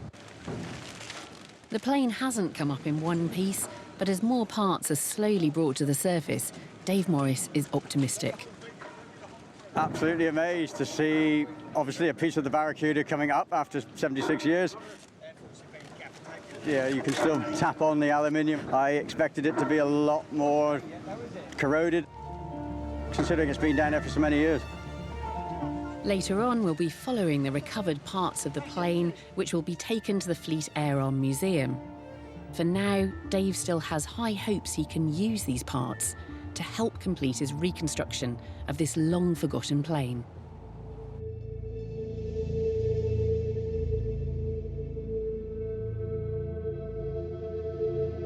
Our next dig is in the Lake District, where archaeologists are excavating the site of a very special hostel. It was a temporary home for hundreds of children who were rescued from concentration camps in Nazi-occupied Europe and brought to Britain to start a new life. On the shore of Lake Windermere, in the heart of the Lake District, is the village of Troutbeck Bridge. The archaeologists here are hoping to shed light on an incredible wartime story of survival against the odds. The Holocaust isn't just something that happened in Eastern Europe. We have sites related to the Holocaust here on British shores. So this is one of them. We're excavating the remains of what we think is a hostel where Jewish children were brought at the end of the war. The dig is organised by the Lake District Holocaust Project.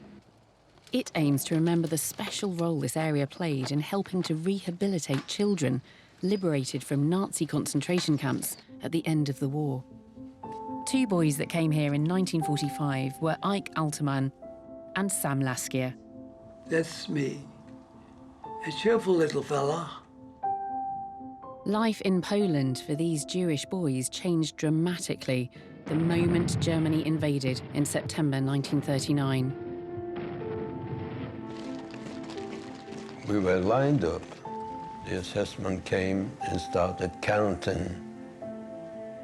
Father was in front and I was behind him. And he said to me, stand on your tiptoe to make you look a bit taller than you are. Next to him was my mother, my sister, my little brother. All those on the right, stay where you are. All those on the left, march out through the front of the square there. That's my mother, my little brother, sister, never to be seen again. Both boys were sent to a succession of concentration camps before ending up in Auschwitz-Birkenau. He had a number tattooed. See, that was tattooed to me in Birkenau. But then, in May 1945, the boys were finally liberated from a camp in Czechoslovakia. We were in the wagon. We didn't know what was going on. But suddenly, we looked around, and there were no guards. They just disappeared. And that is the moment that we realized we were free. I am the one waving his hat.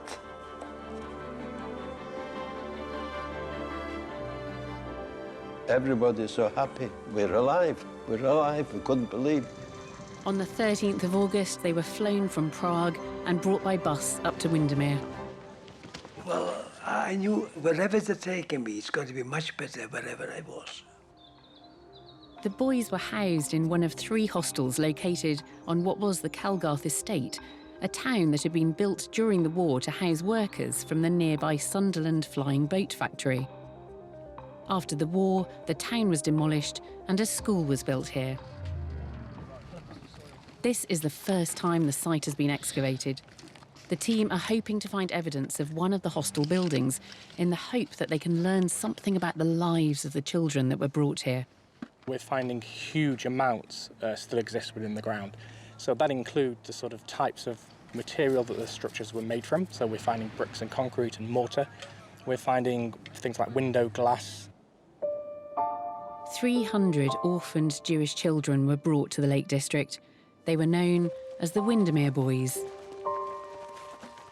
Many of the children who came here had been in Bergen-Belsen, some of them had been in Auschwitz, but other slave labour camps, forced labour camps, in ghettos across Europe. So for many, many years, they'd experienced terrible, terrible atrocities.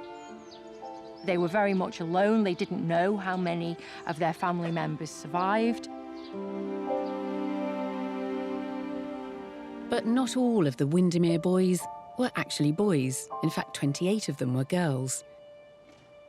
Denise's mother, Minia, was one of them. My mum was very proud to be one of the boys, although they were in the minority, because they made a fuss of the girls as well. They had plenty of boys to choose from. Denise has been helping out with the dig.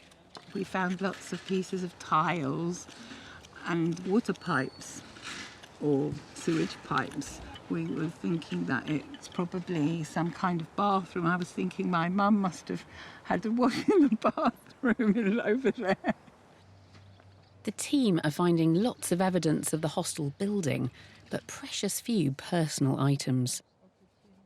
One of the objects that we found, quite a poignant one, we think, and it's a little tiny plastic unicorn, which may or may not have been as a pendant around somebody's neck.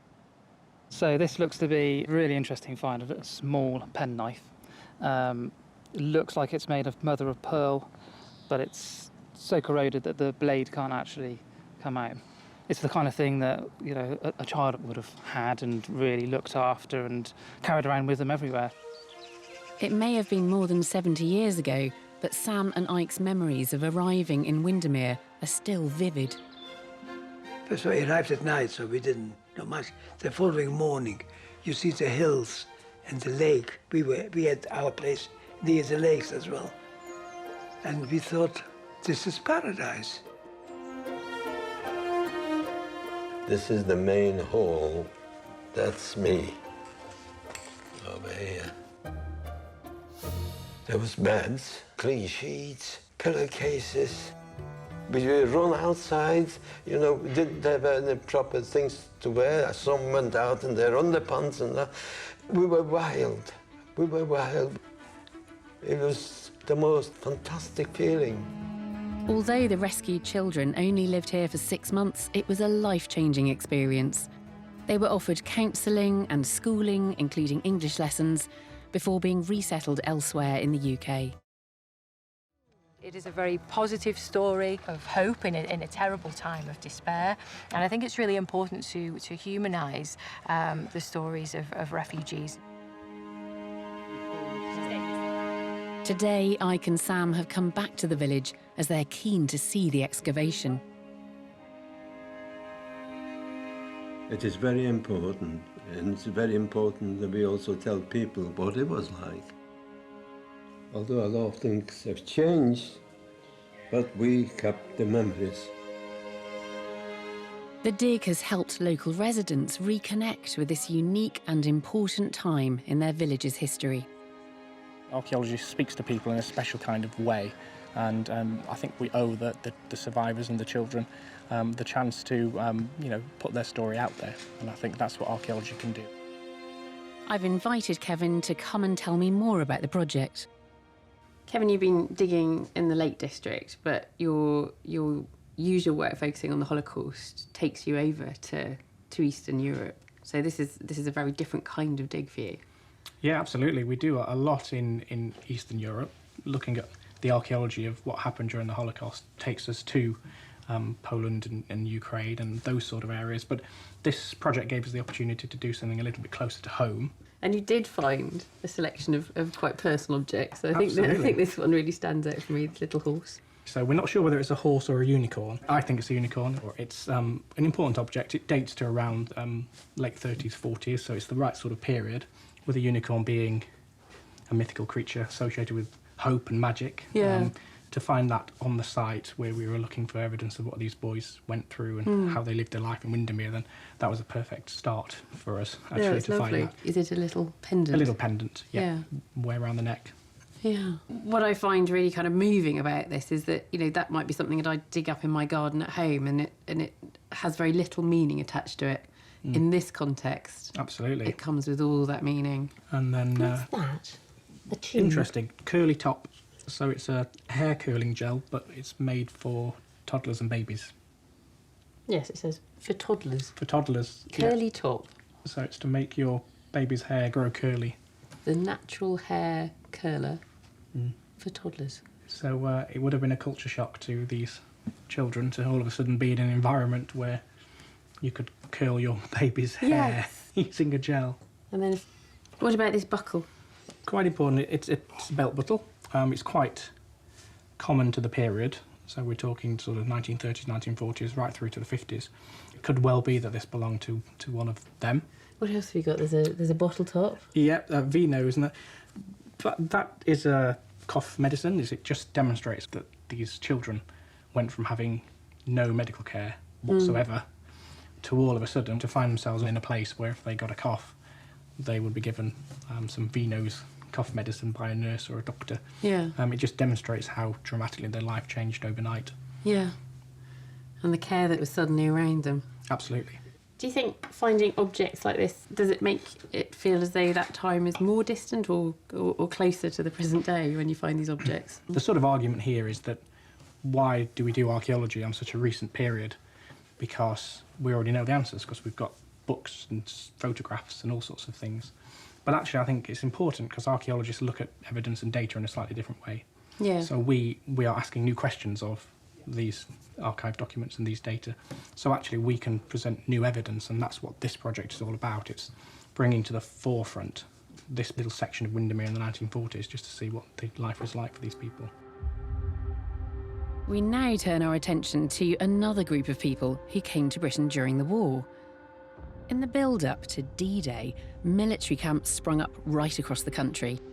As well as housing British soldiers, these sites were home to thousands of Canadian and American troops. Our next dig comes from Salisbury, where a team of British ex-military personnel are hoping to find the remains of a barracks used by the 2nd Battalion of the US Army's 506th Parachute Infantry Regiment, otherwise known as Easy Company. The men of this elite American parachute unit also came to be known as the Band of Brothers. They came to Britain in September 1943 and remained here for 9 months, preparing alongside other Allied troops for the D-Day invasion. Their training camp was located near the village of Aldbourne in Wiltshire.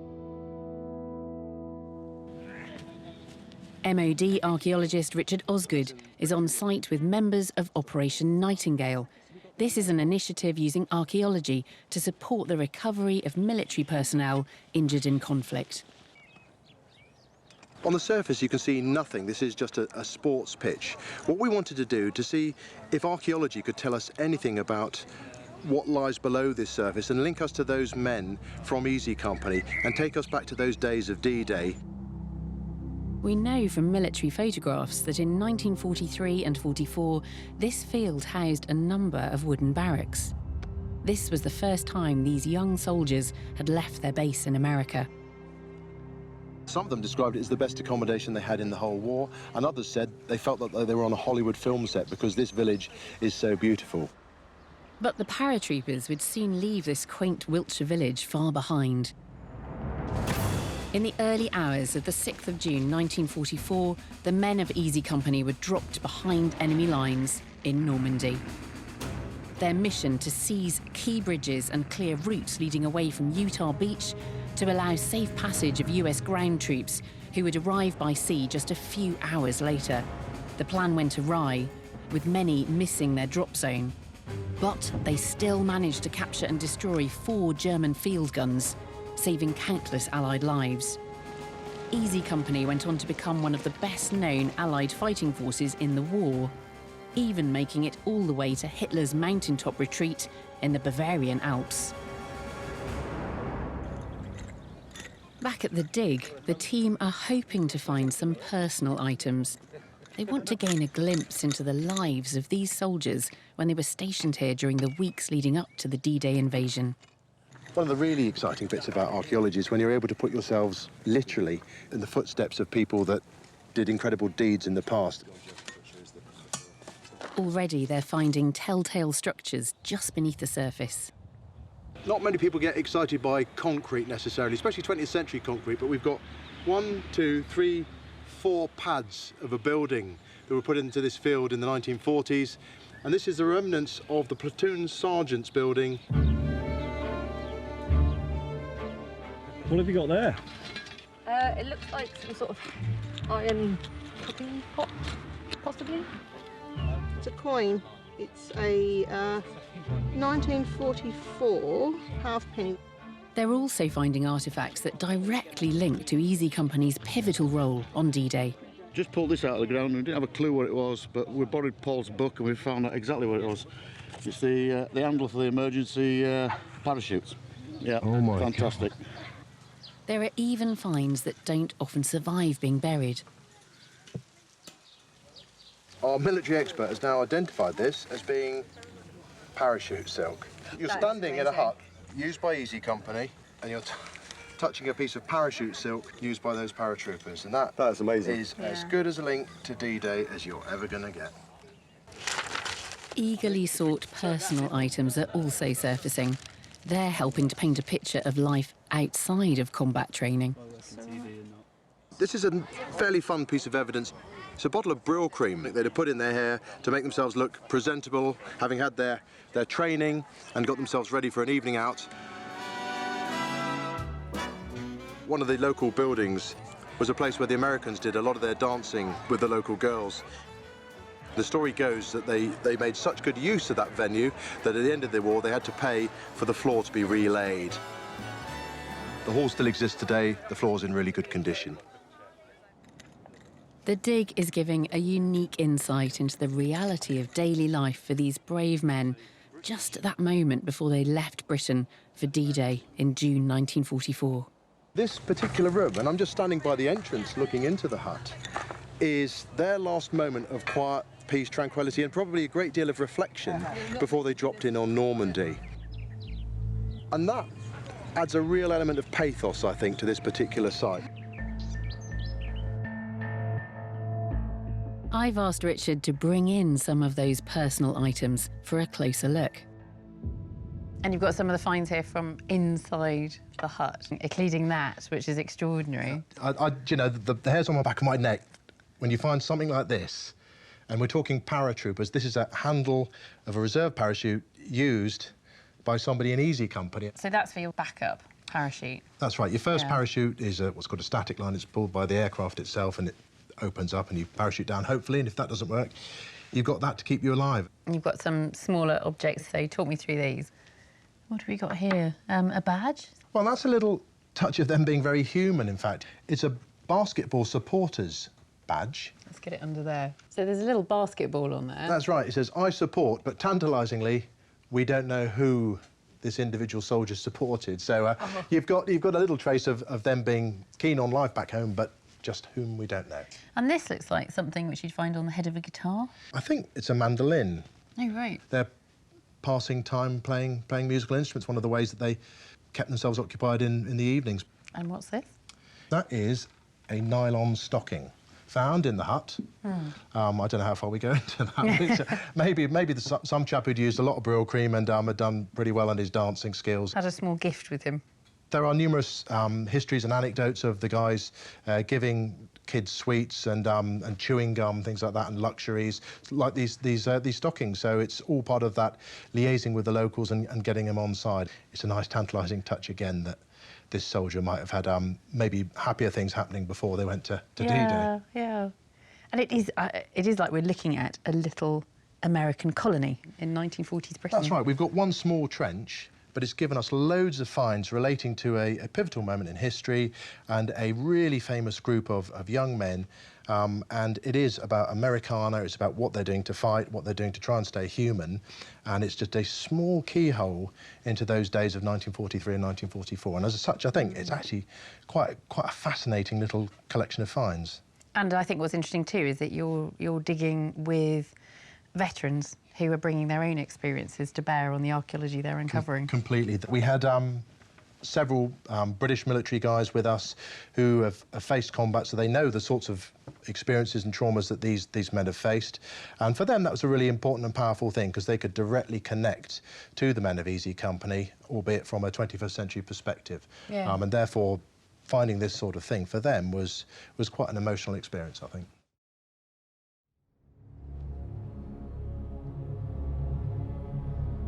We now return to the raising of the ferry barracuda bomber from the murky waters just off the south coast.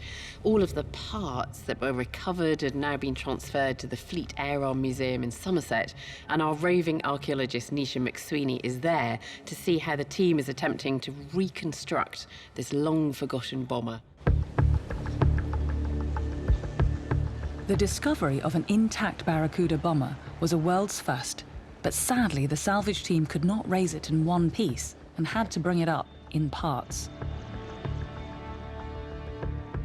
At the Fleet Air Arm Museum, Dave Morris is head of an ambitious project to rebuild a whole barracuda using only original parts. For the last 40 years, they've been collecting fragments salvaged from various crash sites. But these are very difficult to use in the rebuild because they're so battered and mangled. This could all be about to change with the treasure trove of parts raised over several days from the Solent. So Dave, where are we so far with the project, putting this giant multiple jigsaw pieces back together? If you were to look at basically the plan form of a barracuda and think, okay, let's build one of those, I think you would stop on day one. It would just become too mind-boggling. Chief Engineer William Gibbs has been working on the project for 5 years. He has to identify each specific part, then work out where they go. It's a complex process. So we might put something together and then it has to come apart again. Okay. Which is annoying, but it's just part of the process. So far, he's rebuilt the cockpit. So just help me visualize this a bit more. You've got the pilot sitting here, you've got the wings over here. This is the nose of the airplane going behind us? The engine, yes. The engine would fit in front there, in front of the pilot. So we've got the engine and propeller there, and then the remainder of the aircraft. And the tail would be 30 or so feet down in that direction. So it's just a big airplane. This is a huge plane. The project is already providing a glimpse into the working lives of the people who built these planes more than 70 years ago. On here we've got drawings, pencil drawings, done in the factory. We were the first people to see those drawings since they were doodled on in the Bolton and Paul factory, in the factory. Pretty poor factory behaviour. You shouldn't go scribbling and doodling on airplanes, but this was wartime Great Britain, and there was a little bit of camaraderie and morale going on. Dave is now pinning his hopes on sections of the barracuda raised from the Solent, providing a mountain of usable parts to help complete the build. We started finding there were hundreds of really valuable fittings, tube ends, constructional details, components for the barracuda that we could harvest. You can't even begin to measure how useful this is for the project. As well as large sections such as the fuselage and the wing piece, outside the hangar, individual parts harvested from the Solent wreck are undergoing chemical preservation. So what have you got in these tanks? What's the magic solution that's getting rid of all this gunk? This is just ordinary fresh water, tap water mixed with citric acid.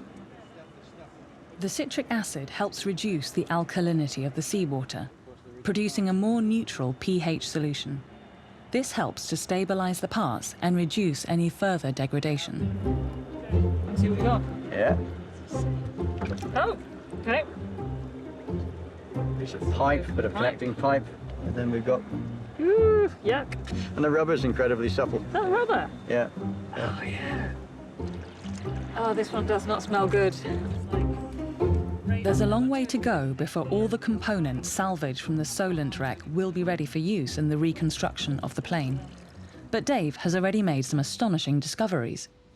These are a pair of batteries from the Solent wreck, two 12-volt batteries, dated June 43. We couldn't resist putting a tester on the batteries, and one of them still has 0.86 residual volts of current in it. It's absolutely remarkable that after 76 years on the seabed, absolutely. So there are some remarkable, quirky little finds coming up from the Solent wreck. I don't think I've ever seen a conservation challenge quite like this one. I'm used to working out on site with conservators to put together ancient pottery or other kinds of artifacts, and that's extremely difficult to do, but this This is something on a different scale, right? The complexity of it is just ramped up hugely. The rebuild project has many years of work ahead, but Dave is now confident that with the Solent wreck, one day he will be able to wheel out a complete barracuda, the very last of its kind. We now move from British planes to German military hardware. One of the most destructive weapons developed by Nazi Germany was the V2 rocket, the forerunner to later ballistic missiles. Each rocket bore a warhead containing 900 kilograms of explosives, and it's thought that around 3,000 rockets were launched at Allied targets during the Second World War. We now join two brothers who are on the search for a V2 rocket, which fortunately never hit its target and ended up in a farmer's field. The hunt is focused near the village of Marden in Kent. Amateur military archaeologists Colin and Sean Welsh are on the trail of a V2 that struck here at 2:15 a.m. on the 9th of March 1945. Aerial imagery taken after the war shows it came down in this field. We've excavated several V2 rockets and V1 flying bombs, so I'm afraid to say we've become experts. The V2 was the forerunner to rockets that would eventually put a man on the moon. It was invented in Germany in the 1930s and later developed as an explosive missile by the Nazis. The key to its long range was the innovation of using liquid oxygen and alcohol to propel the rocket. At the dig in Kent, the brothers hope that the remains of the rocket could reveal clues to its trajectory and how it detonated. To help locate the impact site, they use a portable magnetometer. If there are large steel parts in the ground, that will then cause a disturbance to the magnetic orientation in the ground. The magnetometer will detect that and give us a signal. Using the survey results, they map out what they believe is the extent of the impact crater, now buried underground. And they start to dig.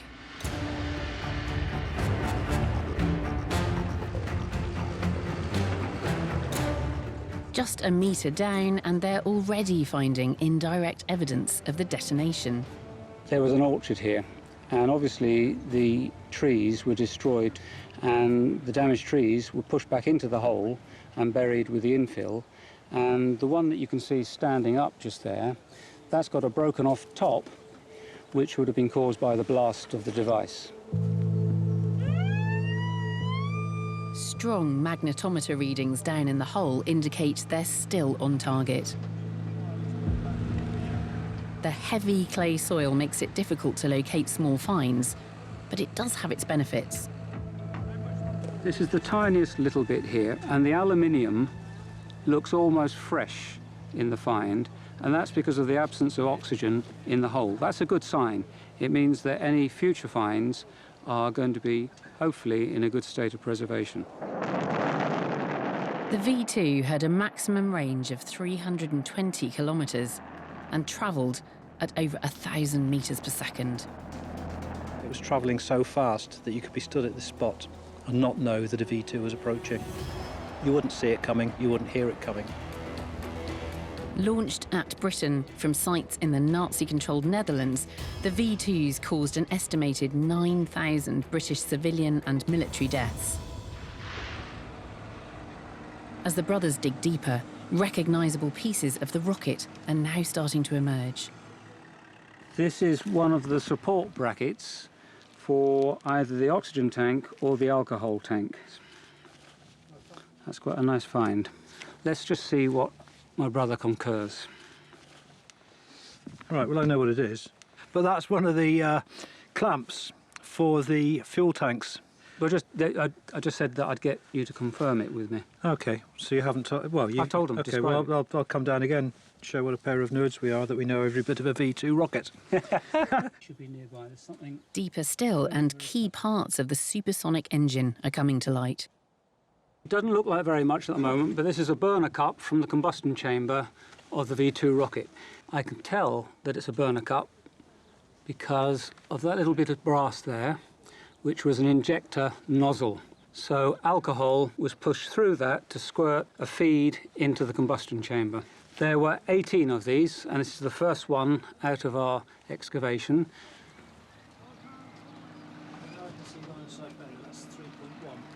3.1.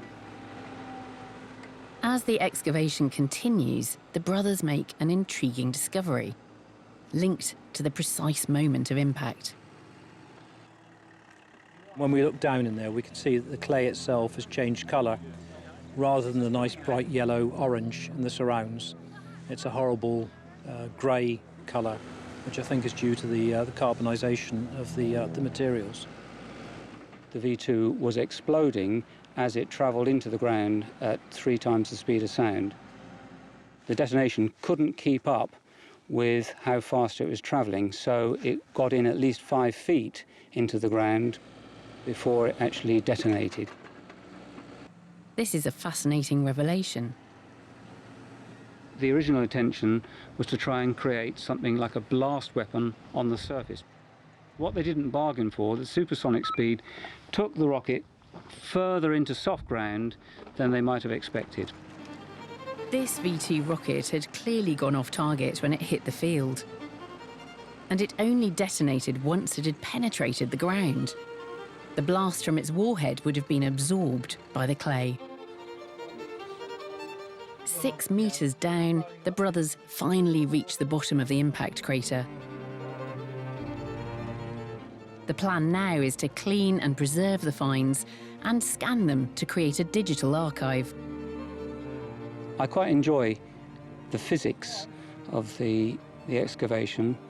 I particularly enjoy building a representation of what it was that happened at the site.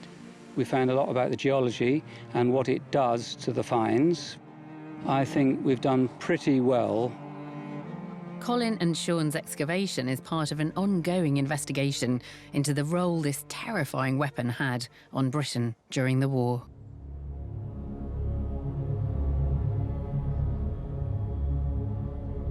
Prior to D-Day in June 1944, the Allied forces staged a number of rehearsals of the landings, all in top secret.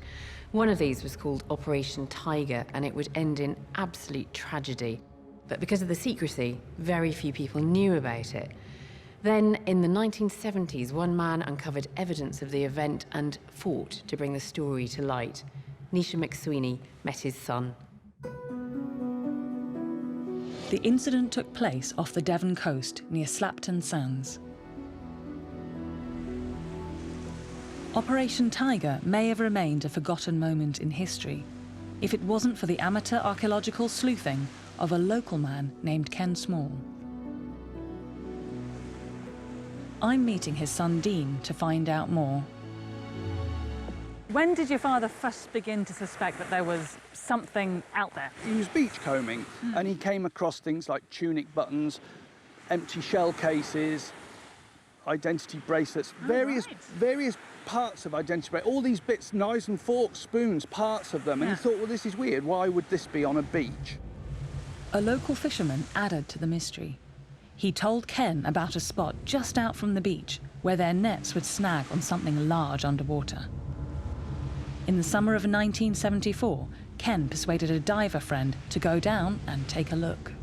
My dad took him out in a boat, he dived down, he came up and he said to my dad, it's a tank. And my dad said, well, what, an oil tank, water tank? He said, no, it's like an army tank. And my dad just thought, this is crazy, how can this be? Ken started to search local records and military archives for answers. It was then that he stumbled across a wartime exercise codenamed Operation Tiger. Operation Tiger was carried out in April 1944. It was one of a number of practice exercises involving troops from Britain, the US and Canada that all took place in preparation for the Normandy landings. 30,000 US troops were sent to Slapton Sands to rehearse their part in D-Day. All of this stuff was completely covered up. So there was very little evidence as to what went on. The the actual exercises themselves. Determined to find out more about the tank, in May 1984, Ken took amateur maritime archaeology to a new level. With the help of friends and local divers, he raised the tank off the seafloor.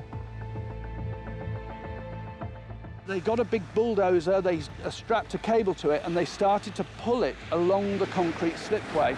And amazingly, the tracks started to turn.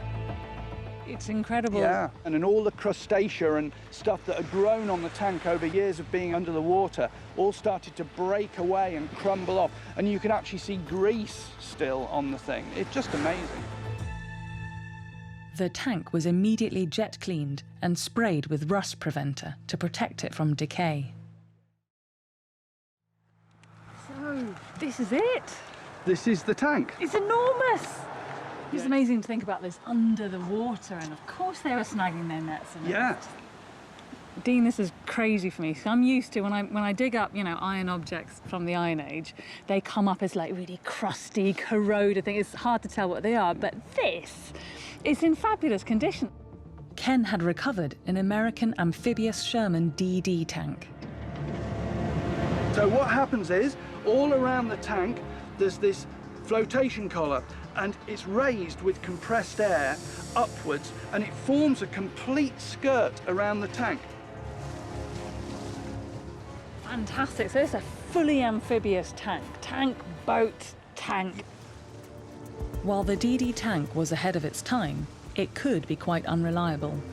Several of them, including the one Ken raised off the seafloor, were known to have sunk during the D-Day rehearsals due to mechanical faults. But as Ken investigated further, he discovered that Operation Tiger wasn't just blighted by technical problems. Something far more deadly had occurred. By early 1944, the Germans knew Allied forces were planning to invade Nazi-controlled France. They just weren't sure where or when. By listening in to the Allied radio chatter, they got wind of Operation Tiger. On the 28th of April 1944, 9 German E-boats were sent out on patrol and headed for the coast of Devon. Armed with torpedoes, these were highly maneuverable, deadly attack craft. That night, Allied ships taking part in Operation Tiger came under attack. 2 US tank landing ships were sunk and 3 more badly damaged. More than 700 US servicemen drowned or died of hypothermia as they waited to be rescued. In 2012, 2 wartime shipwrecks known to lie off the Devon coast were formally identified as the 2 tank landing ships, or LSTs, that were sunk during Operation Tiger. As part of a project to grant the wreck special status, maritime archaeologist Graham Scott is heading out to survey them. What's really important about these wrecks is that they're associated with D-Day, and they're associated with practices for D-Day. Historic England have asked us to investigate these wrecks for them and to advise them what's left of them and how important they are.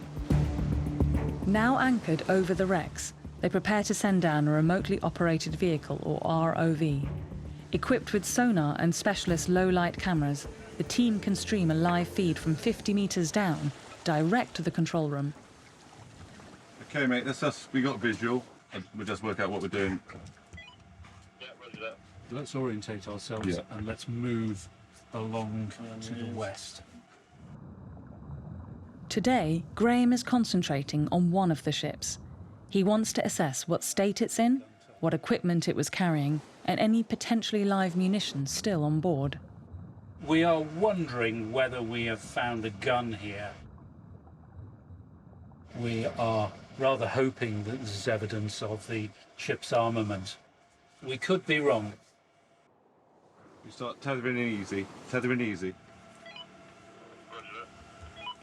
One thing we have to be careful with on a wreck like this is the presence of ammunition. We don't touch any of that. We back the ROV away to a safe distance. So we've no real idea whether these things are still viable. We've got to treat them as though they could still potentially explode if we blunder into them. Moving along the boat, the ROV camera captures a lifeboat crane, a cargo net, and the engine.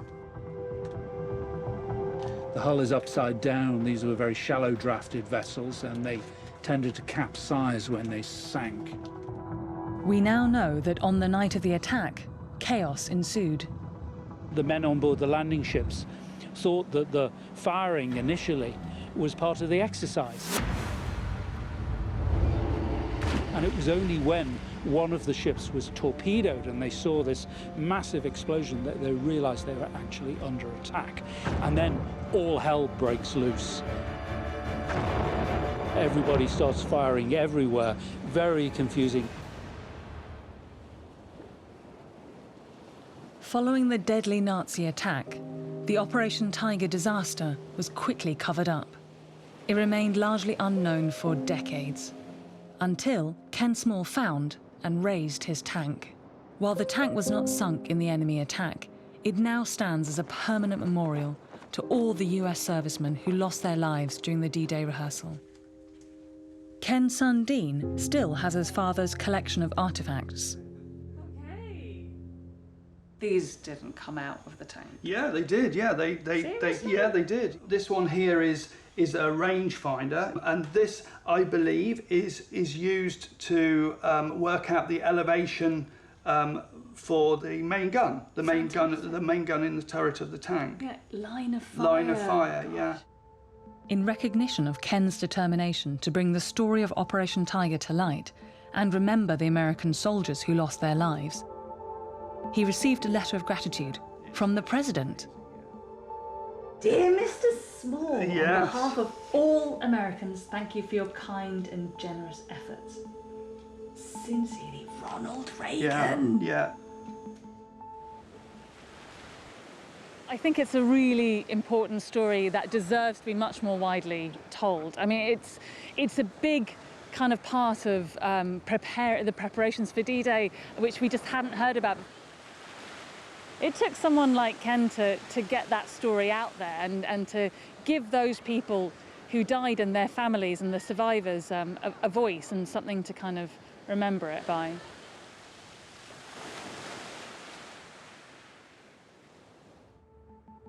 During the war, Northern Ireland had 28 airfields home to both RAF and US Army Air Force crews. Whether through combat damage, mechanical failure or pilot error, not every plane returned home. For our final dig, a team of archaeologists has been joined by an army of volunteer school children from both sides of the Irish border, and they are excavating the site of a crashed American fighter plane. On December the 17th, 1942, 22-year-old American pilot, Second Lieutenant Milo Rundell, was returning to the Royal Naval Air Station at Eglinton when he went off course. As part of an ongoing project to highlight the role played by Northern Ireland during the war, aviation historian Johnny McNee has been trying to find Rundell's plane. We have eyewitnesses said a plane crashed in this direction. What we're trying to work out from the archaeology, is that correct? And the orientation of the aircraft did it go in vertically? Did it sort of bounce across the field and then sadly bury itself into a corner? Rundell parachuted safely down into Northern Ireland and returned to base. But his plane hit the ground somewhere near the town of Castle Blaney in County Monaghan, just south of the border in Ireland. While parts of the plane were recovered at the time of the crash, it hit the ground so hard that much of it still lies buried. We're fairly sure that these are engine parts. Lots of cables, clamps, ducts, bits of very contorted and smashed up metalwork with a distinct aroma of fuel off it. It looks to be part of the outside, we're thinking, because it has that greenish paint on it. Not 100% sure. We have a long hinged object here. Could be a door, could be... It's very light material. Records reveal that Lieutenant Rundell was flying a US fighter plane known as a Lockheed P-38 Lightning. The P-38 was the first fighter aircraft to fly faster than 400 miles per hour. With its 4 nose-mounted machine guns and 20mm cannon, it was feared by Allied enemies. The Japanese called it 2 planes, 1 pilot because of its unusual design. The Germans knew it as the fork-tailed devil. Back at the dig, Johnny is now finding clues that can be traced back to where the plane was manufactured. We're finding lots of these little fuel clamps. And these clamps hold, you know, the insulation and rubber tubing around various parts. You can see the manufacturer, the patent number, so it's Wittex Manufacturing Company, Chicago, USA. And even look at that. Still threaded, still working. We know that Wittex made fuel clamps for the P-38, so the team are definitely digging in the right place. Johnny is now recognising other specific parts of the plane. That's a serious bit of sheet steel. That must be 5, 6, 7 mil thick, you know, so it's not light aluminium. It's there for a purpose, and that purpose would be to stop bullets hitting the pilot or the engine components. Confident they have found Rundell's P-38 Lightning, the layout and condition of the wreckage is also providing clues as to how it crashed. The debris that we're getting here suggests that the aircraft did enter the ground almost, I would say, at about a 70, 80 degree angle into the ground. You've got to imagine this iconic design, 2 engines, without a pilot, roaring from across the sky, running low on fuel from the west. It's come in almost vertical into our stony field, and this iconic design has been turned in a matter of seconds into this crumpled pile of metal that you can see. For the schoolchildren volunteers, the dig is giving them a tangible connection to the brave young pilots that were based near here almost 80 years ago. Sort of bringing history to life. So it's like relating the artifacts to what we're learning, and we can see really like what happened and how it would have like looked in an outside perspective. I've asked Johnny to bring in some of the finds to see what else we can learn about this plane and its pilot. So what have we got here then? Where do these parts belong to on the Lightning? You've got little inlet exhaust valves from the engine, broken bits of the cockpit that locks the cockpit latches down when you shut it and go flying, and you can see the little serrated buttons here just for locking your cockpit closed. We have some of the perspex, still with the distinct wartime olive drab paint on it, and some of the very fearsome nose armament was also recovered. So we have 2 50 caliber bullets. There are 4 50 caliber Browning machine guns on the front, plus a 20mm cannon. And then there's a plate here. Yes, that was one of the star finds by the pupils. I mean, they really were forensically going through the soil, and one of them said, "Oh, I've got a little plate with writing on it."